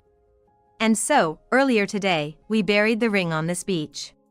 But John, frantically searching now, wasn't thinking about his family at all. His only concern was not upsetting Rachel. As I filmed, I realized I was crying. My heart overflowed with resentment towards John, who had destroyed our family. It was a harsh reality for Arthur, but John would never return to who he once was. Afterward, I went home to edit the footage. They were frantically searching like fools. Thanks to my sound capturing app, I captured their voices perfectly too. After adding a blur to both of their faces in the video and a narration, it was ready. I talked about our family's history, the treasure hunts Arthur used to play, and how John's selfish affair led to our family's collapse. Of course, I concealed all our names. I clicked and uploaded the finished video. Titled "I Buried the Ring My Husband Planned to Give His Mistress." Instantly, the view count soared. Comments flooded in. "Your husband is terrible. Poor kid." Most of them condemned John and Rachel. While I was reading the comments, the exhausted pair returned. "Finally found it, buried in the damn beach. The ring I cherished, all dirty with sand now. What are you going to do about it?" They complained loudly. John was holding the sand-covered ring and a crumpled piece of paper. "This paper was buried with it too, disgusting," he said, throwing it in the trash without a second thought. "Don't you understand?" I said coldly, staring at John. I took the paper out of the trash and unfolded it. It was wrinkled, but it was a drawing Arthur had made with crayons. A picture of our family of 4, all smiling. It took him a moment to realize what it was. "Oh." John's expression grew complicated. "This is Arthur's feelings. You trampled on them. Sneaking around, cheating, neglecting your family. You are the worst person, unforgivable." The living room fell silent at my loud voice. Rachel also looked guilty. I turned to her and said, "I won't forgive you either, Rachel. Breaking up a family and then acting like nothing happened. I'll fight against anyone who hurts my children. Thoroughly," I declared firmly, glaring at them both. "What about Arthur? How's the baby doing?" John asked in a hoarse voice. It seemed he finally thought of the children. But it was too late. "They're at my parents'. Besides, you ignored them for your precious ring." "How dare you even ask now?" "Well, it doesn't matter. You won't be seeing them again." "That's unfair. I'm their father." "Father? Who neglected his kids for an affair? I don't want to see your faces. Get out." My commanding tone left them completely intimidated. "Let's just go, John." "All right, I'll leave for today. Holly, I'll contact you when things have cooled down." John and Rachel awkwardly backed out of the house, looking uncomfortable. There would surely be discussions about divorce soon. I was determined not to lose. I clenched my fist as if to bolster my resolve. Eventually, after some time, the divorce was finalized. John, perhaps sobered up by my outburst, said he wanted to reconcile, but I ignored him. It must have been a fleeting whim. He would surely cheat again. As proof, while talking about getting back together with me, he apparently started living with Rachel. He wanted to maintain relationships with both of us. And be seen as a good father to Arthur and Hannah. That was unacceptable. Of course, I demanded a hefty alimony. John desperately asked for installment payments, but I refused that too. I demanded it in one lump sum. Due to a particular concern. The video I uploaded had gone viral, far beyond my expectations. It garnered millions of views and spread across various media platforms. Although I blurred all faces, clever viewers managed to identify John and Rachel. John and Rachel were identified through subtle clues, such as the appearance of the beach and their reflections in the window glass. The worst husband, John Smith, works at Easton Commerce. Rachel, the hostess who has a history of targeting married customers. Such articles popped up one after the other. Once it started, it couldn't be stopped. John's actions became known to his company. He had been neglecting work, spending too much time at Rachel's place during his business trip. That's why he was transferred back to this branch. Moreover, he had run out of leave days when he lied about the business trip. He told his company he was sick and got absent days, which led to his eventual dismissal. Without a job, he wouldn't have a salary. So, claiming the alimony first was the right move. Now, child support to follow. It was also a concern, but John's parents agreed to pay it until he found a new job. With his name now widely known, it would be hard for him to get re-employed soon. He had brought this upon himself. I also filed for alimony from Rachel, but she had quit the snack bar and was unemployed. In panic, she and John started a couple's video channel. They tried filming their daily life as a couple and streaming it, but it ended up fanning the flames of controversy. What a disgrace! Shamelessly thick-skinned. An unbelievable pair were among the criticisms that quickly led them to stop. They probably thought it would be easy after watching my videos. But just trying to make money without any real thought or planning was doomed to fail. This led to Rachel's parents paying the alimony. But they disowned her, saying, "This is the last time we take care of you." John had been relying on her, but their couple's videos failing led to constant arguments and an abrupt breakup. Their bond was surprisingly shallow, I thought cynically. Initially, John was over the moon being liked by a younger woman, and Rachel, reveling in the thrill of being with someone else's man, likely fueled their romance. But once the magic faded, reality was all that awaited them. What they lost due to momentary emotions was significant. Meanwhile, my channel skyrocketed in popularity. I was busy with consultation requests from mothers whose husbands were cheating, and collaborations with companies, thriving as an influencer. Streaming videos became a joyful activity, and the comments from viewers were uplifting. Moreover, my income, previously meager, increased significantly. I used that money to renovate and expand my parents' house. We live as a 5-member family. My parents are happy to be close to their grandchildren. Arthur has really grown up and become a reliable big brother. Hannah is growing up healthy, playing happily with Arthur. However, one thing concerned me. Since then, I hadn't let John meet the kids. I hadn't discussed the ugly adult situations with them, but I wondered if Arthur really understood. Contrary to my worries, Arthur was nonchalant. "Dad? It's okay. He didn't help Mom even when she was suffering. We don't need such a horrible person." His clear words surprised me. Even at a young age, children see and understand their parents. "From now on, I'll play treasure hunt with Hannah," Arthur said with an innocent smile. I felt profoundly relieved. John was gone, but Hannah had come into our home. Seeing the kids' lively faces, this joy is irreplaceable. Now, I am happiest when I am able to enjoy my days with my family. "You've always been such a failure." That was my sister, dripping with sarcasm, even though it had been a while since we last met. We had agreed to meet at a cafe, an unusual invitation from my sister who never really liked me. As soon as our coffee arrived, she said that to me. I was taken aback by her sudden harsh words, but then I remembered, she was always like this. My sister, although a bit harsh-looking, was always the more attractive one, skillful in everything she did. In contrast, I was just average in looks and build. Growing up, people often didn't even realize we were sisters.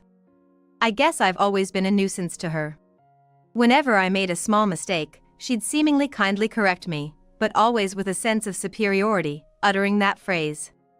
After I got married, my sister and I grew distant, and it's been a while since I've been spoken to in such a manner. I was feeling quite down about it when, out of the blue, she blurted out something shocking. "I'm pregnant with your husband's child, so you should divorce quickly." With a flourish, she showed me a photo, likely taken on a hotel bed, of the two of them. It seemed like she took the picture while my husband was sleeping. He was lying next to her, mouth wide open, fast asleep. I could feel the blood drain from my face as the reality of what she said hit me. I noticed my hand shaking, barely able to place my coffee cup back on the saucer, wondering how long I had been betrayed. As my expression turned grim, my sister, with a sense of superiority, said as if it were the most natural thing in the world and laughed. I muttered under my breath, "Who's really the failure here?" "My name is Emily, I'm 34 years old. I married my boss, who is 3 years older than me, a few years ago. Both my husband and I had wanted children for a long time, but after visiting a clinic 6 months ago, I found out that I had fertility issues. I had many consultations with the doctors and started fertility treatments, but to no avail. One day, I decided to talk to my husband about it. "Hey, the doctor wants you to get tested as well," I suggested timidly. He replied mockingly, Why should I get tested when it's your fault we can't have a kid? Despite my explanations that his cooperation was essential for the treatment, he flatly refused to get tested. There's only so much I could do alone, but he never accompanied me to the hospital. The leadership qualities he displayed as my boss were nothing but arrogance at home. Eventually, my husband stopped being supportive of me as I struggled with the fertility treatments. You can't even have kids, at least get dinner ready when I come home. Can't you at least take out the trash? You can't even do the housework properly. He started saying things like this every chance he got. I was exhausted from the repeated tests and treatments, and he began treating me more like a housekeeper than his wife. I was on the verge of breaking down. My husband was possibly up for a promotion and had been coming home late due to work and entertaining clients. One day, I received a call from my sister. Hey Emily, do you want to have coffee this Sunday? I've never been fond of my sister. Whenever I made a mistake, she'd sarcastically say, "You're such a failure," while covering for me. Everyone around us praised her as a great sister, and it wasn't like she ever hurt me physically. But I couldn't stand her condescending attitude, as if she was always the superior one. Whether she knew about my feelings or not, we had become somewhat estranged since I got married, but then she invited me for coffee. I was hesitant to meet her, but exhausted from the fertility treatments and my husband's attitude, I thought it might be a refreshing change. It's been a while, how have you been? I asked my sister, who had become more flashy than before, as I sipped the coffee I ordered. She was wearing a dress with a deeply plunging neckline and bright red lipstick. Considering she's 39, it might seem a bit too flashy, but it suited her striking features well. She immediately responded to my question. Emily, I heard you're going through fertility treatments. She asked abruptly with a snort. I couldn't believe my ears. It wasn't just her brash question that surprised me. We weren't close, and I hadn't told anyone in our family about the treatments. How did she know? Seemingly delighted by my confusion, she laughed softly. A body that can't have children is like a defective product, isn't it? No wonder he prefers me. What? I took a moment to process her words, said with a sly grin and resting her cheek on her hand. You still don't get it? You've always been such a failure. Right now, there's a baby in my belly. And the father, of course, is your dear husband. Her bright red lips slowly moved. What is she saying, this sister of mine? A baby? With my husband and my sister? I'm pregnant with your husband's child, so you should divorce quickly. She smugly showed me a photo, probably taken on a hotel bed, fluttering it in front of me. My husband, sleeping next to her with his mouth wide open, seemed unaware of being photographed. How long had their relationship been so intimate that he could relax like this around her? The reality of what she revealed drained the color from my face. I realized my hand was trembling, barely able to set the coffee cup back on its saucer. How long had I been betrayed? As my face hardened, contrasting with my suddenly triumphant sister who casually threw out her words, her laughter, a bit shrill, echoed in my ears. I returned home in a daze, not remembering how I got there. Next thing I knew, I was in my living room, clutching the crumpled photo she had proudly handed over. Why? How long? Such thoughts kept coming and going. I had wanted children so badly. No matter how harshly he treated me, I held on to the hope that he would understand, that someday he would cooperate. But they betrayed me, as if mocking my feelings. What's this, sitting in the dark? Suddenly, the lights came on, and I looked up startled. Hey, isn't dinner ready yet? My husband began to grumble as usual, undressing from his suit. I thrust the crumpled photo at him. What's this? Why do you have this? He realized it was a photo with my sister and tried to snatch it away, but I quickly hid it behind my back. This photo was crucial evidence. I couldn't let him take it so easily. What's this about? Having an affair with my own sister? I asked, barely containing my anger. He seemed a bit taken aback, but then blustered loudly as if trying to cover up his guilt. Shut up. It's all your fault. You're infertile, you're always too tired from treatment to do any housework. I want kids, your sister is far more attractive. Hearing him spit out these words, I felt something snap inside me. My husband, who wanted children but refused to help with fertility treatments. My husband, who used my infertility as an excuse to dump all the housework on me. But most of all, I couldn't forgive him for having an affair with my sister. So you admit it, the affair? I asked for confirmation. He replied, as dismissive as ever. Yeah, I admit it. Divorce or whatever, I'll do it. You're defective product. Defective product. So those were his words, echoed by my sister. As I stood there stunned, he paused as if realizing the gravity of his words, but then definitely spat out. Fine, I'll pay alimony or whatever. And so, we got divorced. Fortunately, I had proof of the affair, and my lawyer was excellent, so both my sister and husband paid the alimony without much fuss. However, it seemed to irk my sister to pay me, as she called me, sounding pleased, to announce that she was going to marry my husband. Emily, you really are hopeless. I'll be the one to find happiness in your place. I couldn't stand her sticky voice lingering in my ear, so I hung up and immediately blocked the number, along with my husband's. I should have done this much earlier. Why did I have to endure such treatment? What had I ever done to my sister? The screen of my smartphone blurred with tears before fading to black. A year after cutting ties with my husband and sister, I moved a bit farther from where I used to live and changed jobs. Just as I was beginning to find some stability, it rained that day. I realized I was almost out of my usual tea, so I decided to go shopping at the supermarket for a change of scenery. Excuse me, have you seen my dog? It's a dachshund puppy. Near the entrance, an elderly woman was calling out. She explained that her puppy, which she had tied near the entrance, was missing. The leash was still there, so her husband, who came shopping with her, suggested someone might have taken it. What a cruel world, stealing a puppy. I hoped it would be found safe as I finished my shopping. Remembering the photo she showed me of the distinctive dachshund, I decided to take a detour to the park, thinking maybe someone had taken the puppy there. As I stepped into the park, thinking I might find someone with the puppy, I heard a voice. What a good little one. When I heard a familiar voice, I turned around to see someone with a stylish umbrella, gently patting a child's back. The person's flamboyant and eye-catching outfit immediately told me it was my sister. Oh no, I can't believe I've run into her here. I thought, hurriedly hiding behind a nearby tree.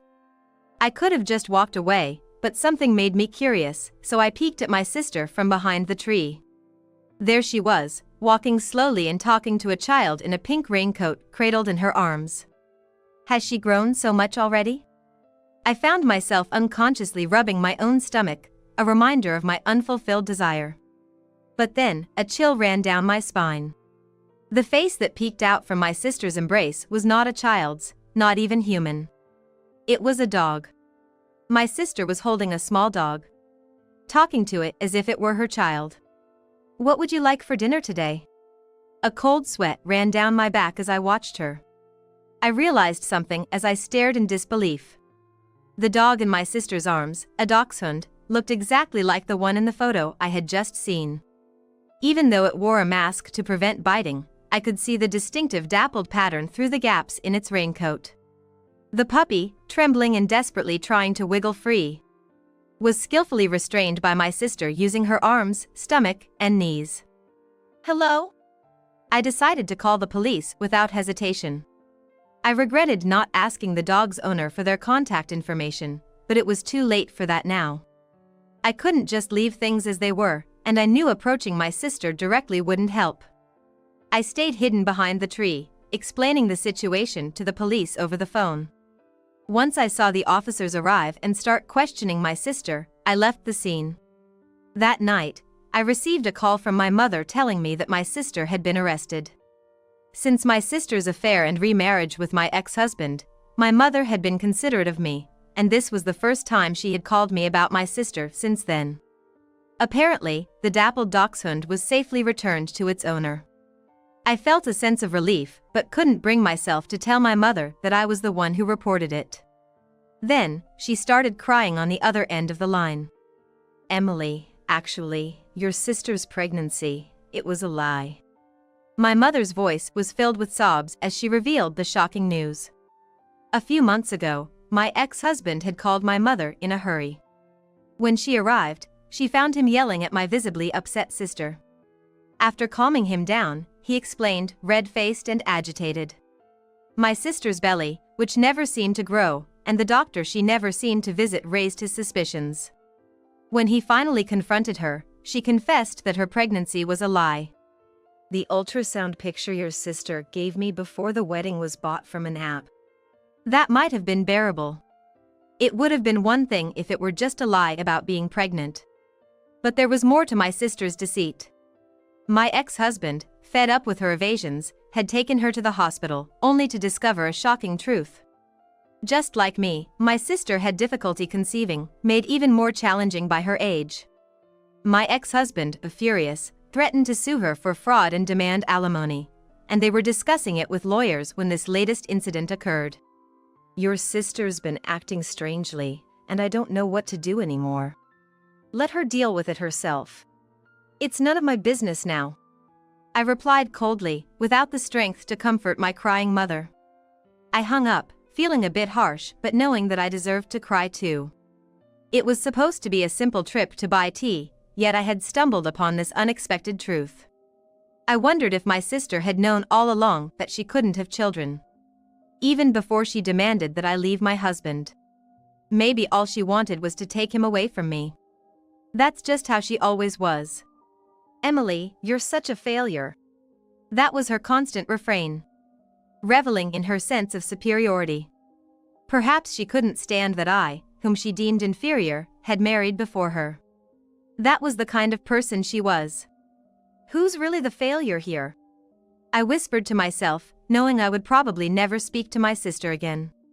After being arrested by the police for pet theft, my sister, who had been exhibiting odd behavior, was apparently ordered to undergo a psychiatric evaluation. I remember my mother mentioning that my sister had been acting strangely. But it turns out, it was all part of my sister's scheme. When I demanded alimony from her, my ex-husband, it seems, had paid her share as well. After remarrying, my sister, who had been enjoying her life as a housewife without a steady job, had no savings. Incredibly, she committed this crime simply to avoid paying the alimony. She wanted to be deemed financially incapable after a psychiatric evaluation. However, neither the police nor the doctors were that naive. My sister's half-baked scheme, hardly a scheme, was quickly exposed, and she was judged to have committed a premeditated, extremely malicious act. Recently, I heard from my exhausted mother that my sister had received a prison sentence and would spend the next few years behind bars. As for my ex-husband, he apparently hadn't learned his lesson and continued his affairs, even after learning of my sister's infertility. Not just with one, but multiple women. Yet none of them became pregnant with his child, which finally led him to get tested. Astonishingly, it turned out that he himself was infertile. I thought so. While it was difficult for me to get pregnant, it wasn't impossible. If only my ex-husband had cooperated, there were still ways we could have tried. But he never wanted to find out. He probably thought that just having intercourse was enough to conceive a child. Never considering that he might be the issue. When told by doctors that he was incapable of fathering a child, his male pride was shattered. Stress from his errors at work, compounded by this shock, led to his promotion being withdrawn. He even resorted to embezzling company funds as a way to cope with his stress. I feel ashamed that I ever had feelings for such a foolish man.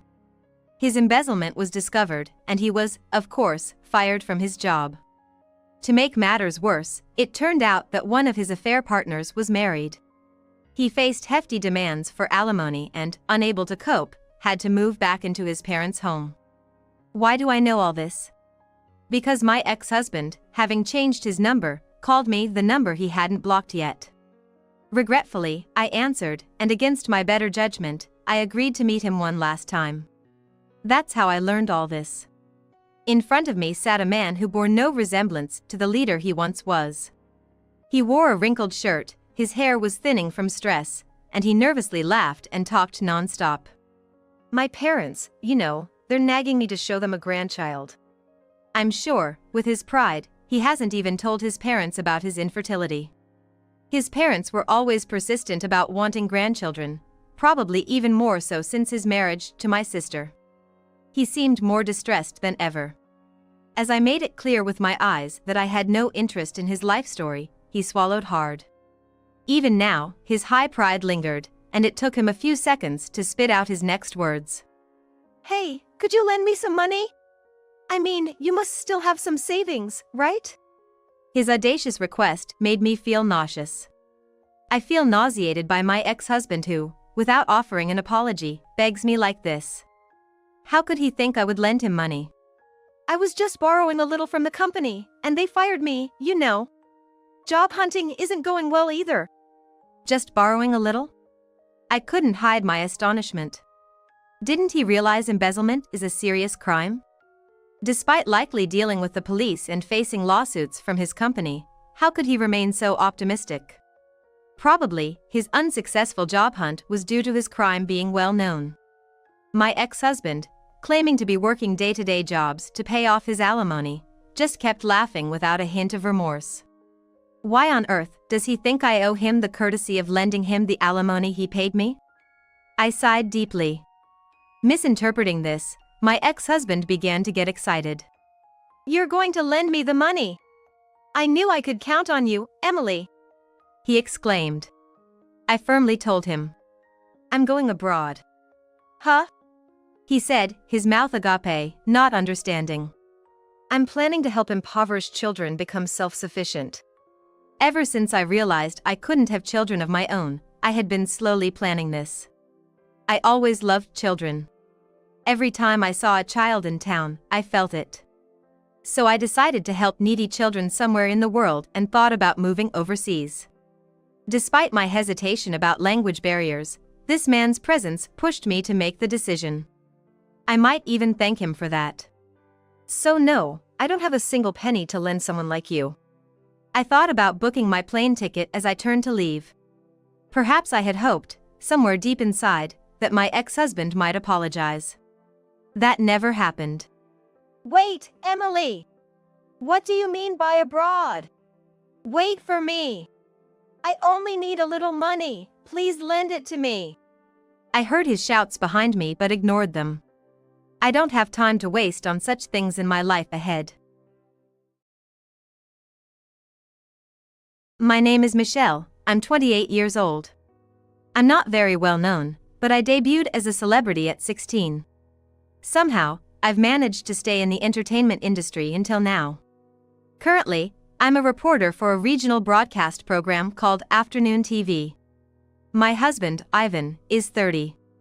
He's an executive at his father's company, a remodeling company. We married 6 years ago, and at that time, my father-in-law gifted us a condo. Yet, Ivan and I divorced. The reason was Ivan had an affair. Worse still, the other woman was Adeline, appearing on the same program as me. Hey, how long are you gonna stay here? This place is mine and Ivan's home, so you better leave quickly. Ivan's mistress, Adeline, barged into our home. Ivan was accompanying her like a guardian. Of course, I'll leave. But I'm taking all the personal items I bought. I wasn't going to be defeated. I had seen this coming. I don't need your dirty, used stuff. I'm planning to create my ideal castle here. Since Ivan will buy anything, I want to furnish it. I can't use anything you've even touched once, it's unhygienic. I'll remove all my personal items today, so come back tomorrow. That's unavoidable, I guess. I'll give you one night. Make sure everything is finished by tomorrow. Saying that, Adeline left. It was comical how desperately Ivan followed her. He was completely under her control. The next day, Ivan and Adeline arrived, all triumphant. We're coming in, okay? Huh? What's this? Ivan and Adeline were speechless. What happened to the stuff inside? Weren't you only supposed to take your personal items? Why is it completely empty? Then the apartment manager came and said, the procedures are complete. I'll take the keys from you now. What do you mean? This apartment was transferred from your father's name to mine. The furniture and appliances inside were all bought with the savings I earned from my entertainment career. This apartment is already on the market, so it's no longer a place for Ivan and Adeline to return to. Indeed, a lot had happened to reach this point. Good morning. I'm looking forward to working with you today. My voice echoed in the studio. Michelle, how many years have you been in charge? I've been doing this since I was 20, so it's been 2 years. At first, I was nervous, but now you're quite the veteran. No, not at all. But since becoming a reporter here at Afternoon TV, I've had more work. Despite being a regional station, it's quite influential. Sorry, it's just a local program. I've improved my gourmet reporting in this program. Oh, let me introduce the president and executive of the House Group, the sponsor of our program. There stood Ivan and his father, Sam. Nice to meet you, I'm Sam. Wow, it's the real Michelle. Ivan seemed very excited. What's with this frivolous guy? Can't he give a proper greeting? An executive, and he can't even do that? That was my first impression of Ivan. I'm just touring the studio. I've never been to a TV station before, it's amazing. I didn't know there were so many people. Oh, there's MC Ochoa. Awesome. Ivan, behave yourself. Even when reprimanded by Sam, Ivan, starstruck, went to shake hands with the veteran comedian and MC, Ochoa. Seems like he was a pampered little rich boy. That was enough time to make me think so. Michelle. After the recording, as I left the studio, Ivan spoke to me. In a rather familiar way. Do you have time after this? How about dinner? There's this members-only steakhouse nearby. It's amazing, really tasty. Let's go. How old are you? It just slipped out of my mouth. Oh, me? I'm 24. 24, and this is how he talks? How does he even work? I need to check with my manager. Oh, I've already got the okay from your manager. I knew immediately that was a lie. Because my manager doesn't come to my shoots. But how should I refuse? Being a sponsor, would it be trouble for the show if I refused him poorly? Let's go. Ivan forcefully took my hand and started running. Just 3 months from that day, I found myself walking down the aisle in a church with my father. Ivan's assertiveness, leading the way, somehow felt comforting. He could almost be a stalker, waiting at the TV station or at the nearest station. Hey, I think marrying me would be fun. That was his proposal. It's too soon to marry, we've only been dating a few months. It's all about timing. My parents' wedding venue had a cancellation on an auspicious day.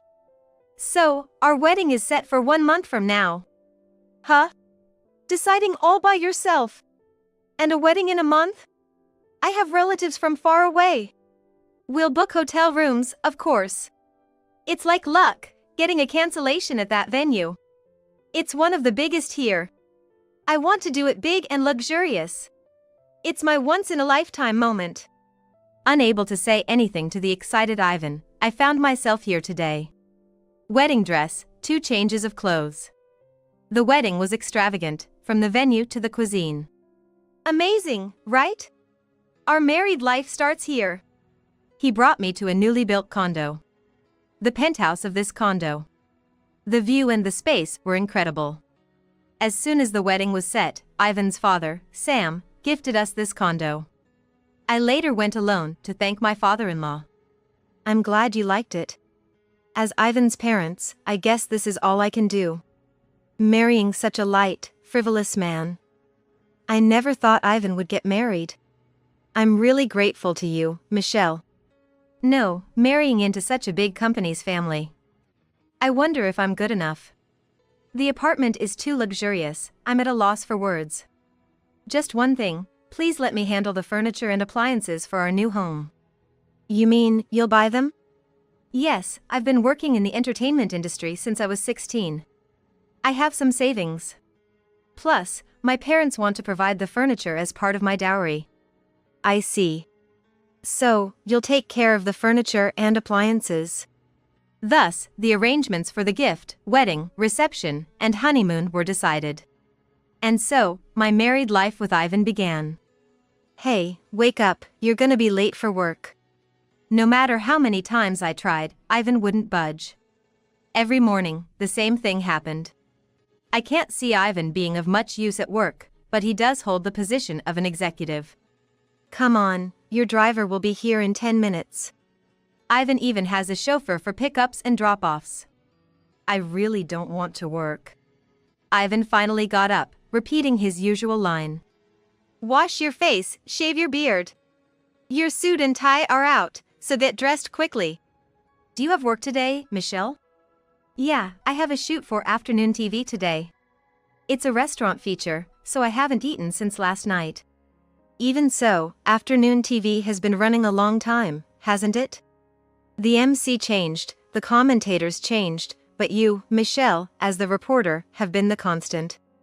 Oh, by the way, they've started having new talents as assistants, right? Huh, Ivan, you watch the show? Well, kinda. The assistant changes daily. There are talents, but also models and former athletes. Adeline is pretty cute, isn't she? Why did I overlook this casual conversation? At that time, Ivan was already smitten with Adeline. What time do you think it is? It's 1 a.m. Were you out drinking? Well, I have to socialize. Even so, every night, so late. The people inviting you, and you're 30, Ivan. You should have some liver rest days. And, as we talked about before, we should start thinking about having kids. Are you taking this seriously? I thought there was no reply, but Ivan was snoring on the sofa. I sighed and covered him with a blanket.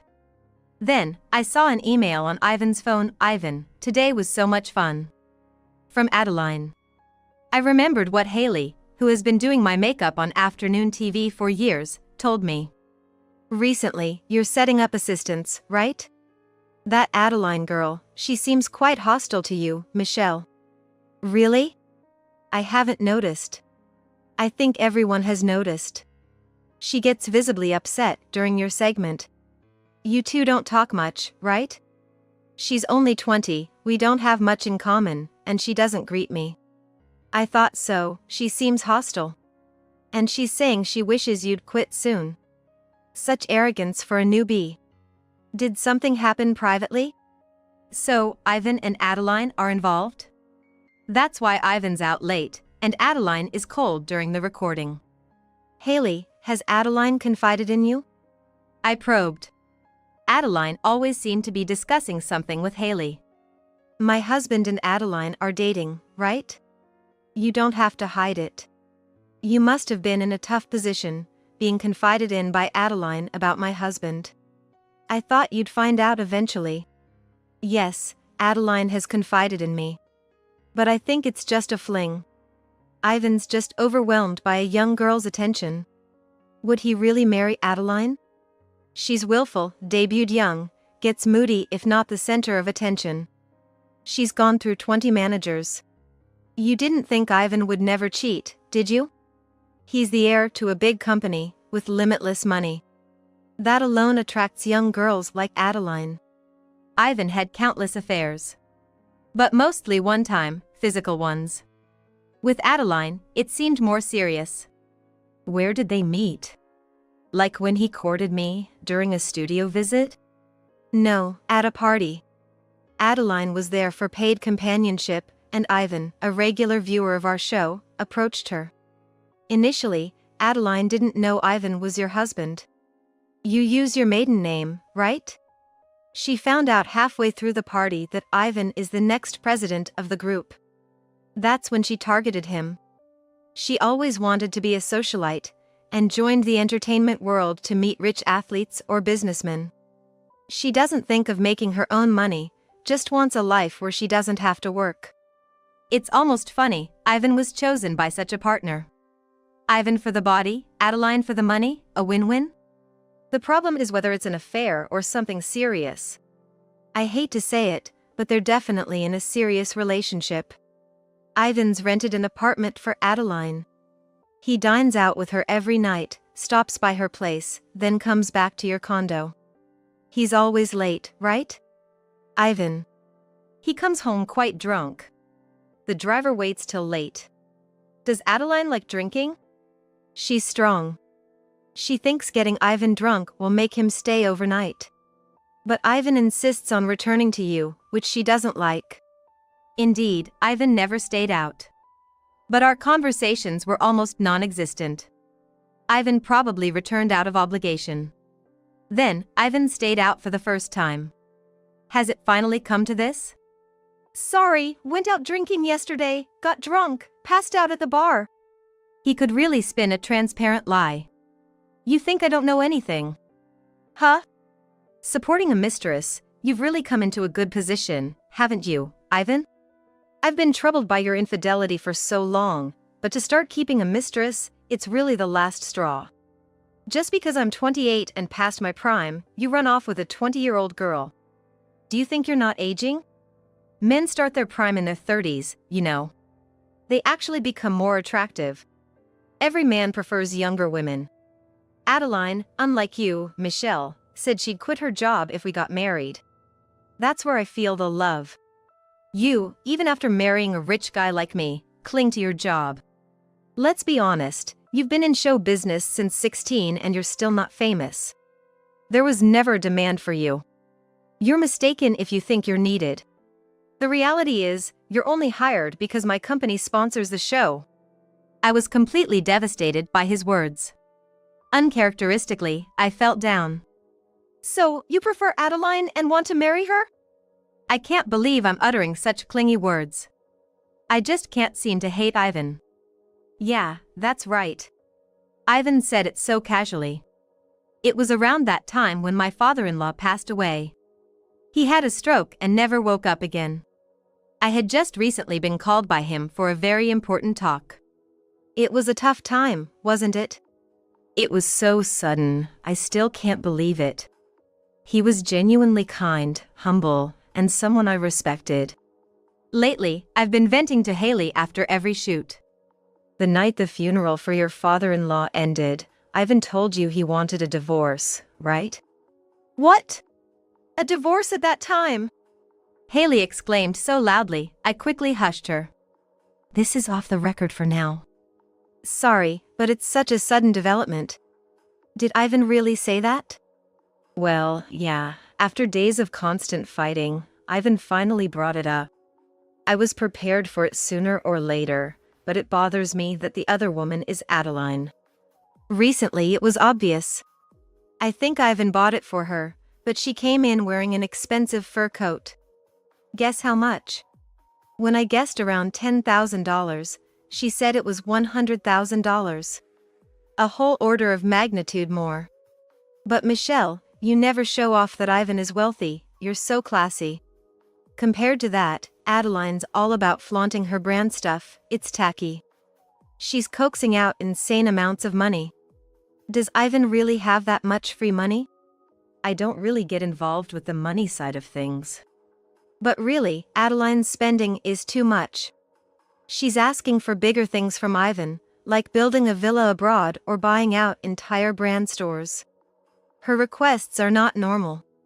And Ivan indulging her is just as strange. I didn't know about that. Ivan's willingness to please Adeline is probably why she's getting carried away. Yesterday's fight ended with Ivan demanding a divorce. Today, when I get home, I'll agree to the divorce. Here, I'll submit this to the office tomorrow. You can stay until you find a new place, but try to do it quickly. I'll be staying at Adeline's place for a while. Compared to the whirlwind of our marriage, the divorce happened in an instant. And a week later, Ivan and Adeline barged in. I told them the apartment's ownership had been transferred from my father-in-law to me, and Adeline started making a scene. I didn't hear about such a thing. Ivan, what's going on? I don't know either. When did this happen? Just because Dad's gone, you're making up things? Stop this harassment. I don't care if it's jealousy or whatever, it's shameful. I canceled my place and gave up my car because you said we'd live in this condo. What now, Ivan? Ivan acts tough with me, but he's totally subdued in front of Adeline. He's completely under her control. Then let's buy another place. We don't have to stick to this place. Now that I think about it, I don't want to spend a second in the place where your ex-wife lived. How about that condo in Central? No, that place is. Hey! Michelle! What did Dad say? You better have proof. If you're lying, I won't let it go. It's funny how he talks tough but is mentally weak. I showed them the document my father-in-law had left, stating he was giving me the condo, through my lawyer. Michelle, I always cause you trouble. I've always spoiled Ivan, and that's all my fault. I'm not boasting, but I've never cheated. You might not believe me, but it's true. I vowed to love my wife all my life. I don't know any woman who surpasses her. Yet, Ivan never stops playing around. I think he's escaping reality. He lacks confidence and always has a complex. That's why he runs to women and drowns in momentary pleasures. I can't imagine Ivan stopping his philandering. Michelle, you even offered to pay back the money for the apartment. What a wonderful daughter-in-law you are. I can't stand men who don't cherish women. That's why I can't forgive Ivan. To avoid future disputes over the apartment, I'm transferring the ownership from me to Michelle. If you end up divorcing Ivan, I want you to take the money from selling the apartment as alimony. I might seem like a bad father who spoils his son to the end. But I love Ivan, and it's my last duty.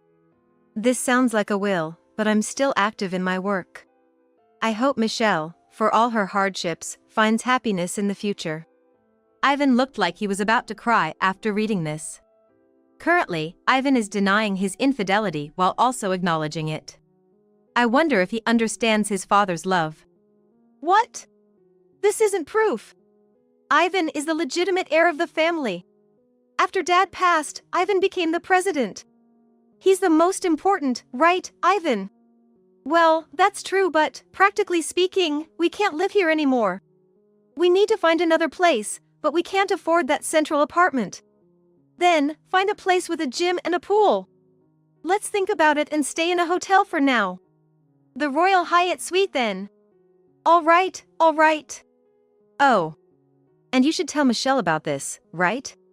Michelle, you're being dropped from afternoon TV. The top brass was reluctant, but well, since the sponsor is his group. Without the connection to Ivan, they had no choice. But it's like an old gum, no longer worth keeping. They finally listened to me. Ever since I became an assistant, I've been telling the higher-ups and everyone around. Finally, my wish came true. Being dropped from the show. That hurts. I've been a reporter on afternoon TV for 8 years. It's about time for a new face. Ivan's company being the sponsor might have played a big role. You can't argue with that, can you? It's your main source of income. Despite being a talent going nowhere, you managed to marry way above your league, and this is how it ends. You're just too greedy. Wanting both family and career. You were even saying you wanted kids until recently. What more do you want? Well, in the end, you didn't cherish Ivan, so this happened. You're using Ivan too, aren't you? Getting him to spend big money but not letting him touch you. Isn't that worse than sugar dating? I have proof. I presented the conversation Haley had recorded between Adeline and herself as evidence. Adeline's voice could be heard. Yeah, it was easy to snag Ivan. Just put on a sexy outfit, and he falls right over, monkey-brained. Make him spend and then say bye-bye. But Ivan had his fun, so this is a fair payback, right? I mean, he got to date a 20-year-old glamour model. If Ivan weren't rich, I wouldn't bother with him. What else does he have to offer? A frivolous, dumb guy with no brains is not attractive, right? And he's so deluded thinking he's all that. No matter how hard he tries, he's at Michelle's level. Dreamless, you know. I'll just play along and dump him when he's no longer useful. A woman's shelf life is short. I'll milk him for all he's worth while I can. That's his joy too. Maybe he's good for another 6 months. Ivan's face twisted. It must be hard for him to know where to direct his anger and sadness. Right, that's the real deal. Ivan should feel lucky to have even dated me. I have lots of fans, after all. Getting close to me is like a dream come true for any man. So, you saying you'd marry me was a lie? I was prepared for you being after my money, but was this all planned from the beginning? Of course. Do you know how many handsome guys I've seen in showbiz? Without your money, you wouldn't get a second glance. Funny. Looks like Adeline will have to leave Ivan now. What do you mean? Ivan, you've been fired from the company as of today. Ivan and Adeline looked baffled. Ivan, you know why, don't you? Ivan's face turned pale. Facing reality must be scary for him. He must have been hoping to escape this day. Ivan, you embezzled company money for Adeline, right?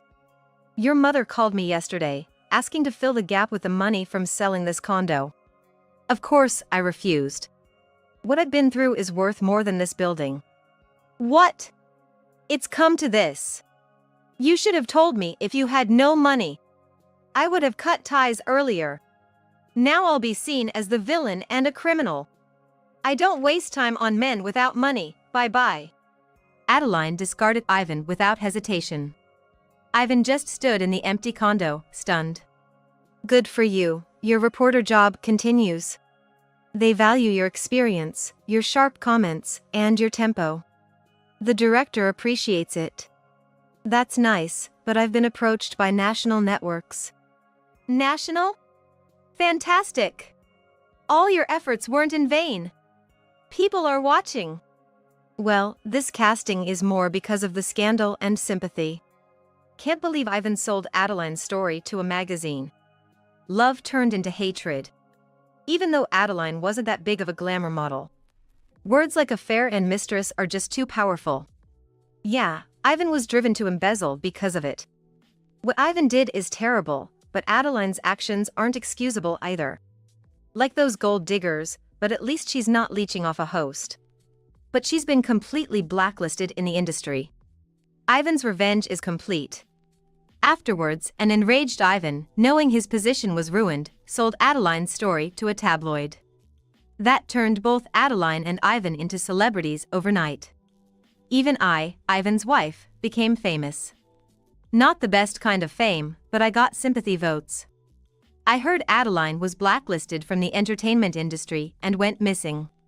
She had a lot of debt, selling the gifts from Ivan to pawn shops. Ivan, fired and disowned, struggled daily. For Ivan, a wealthy, sheltered man, these days must be harsh. Because of my sudden fame, I got a reporter job at a national network. Debuting at 16, I had my breakthrough at 28. I'm determined to live positively.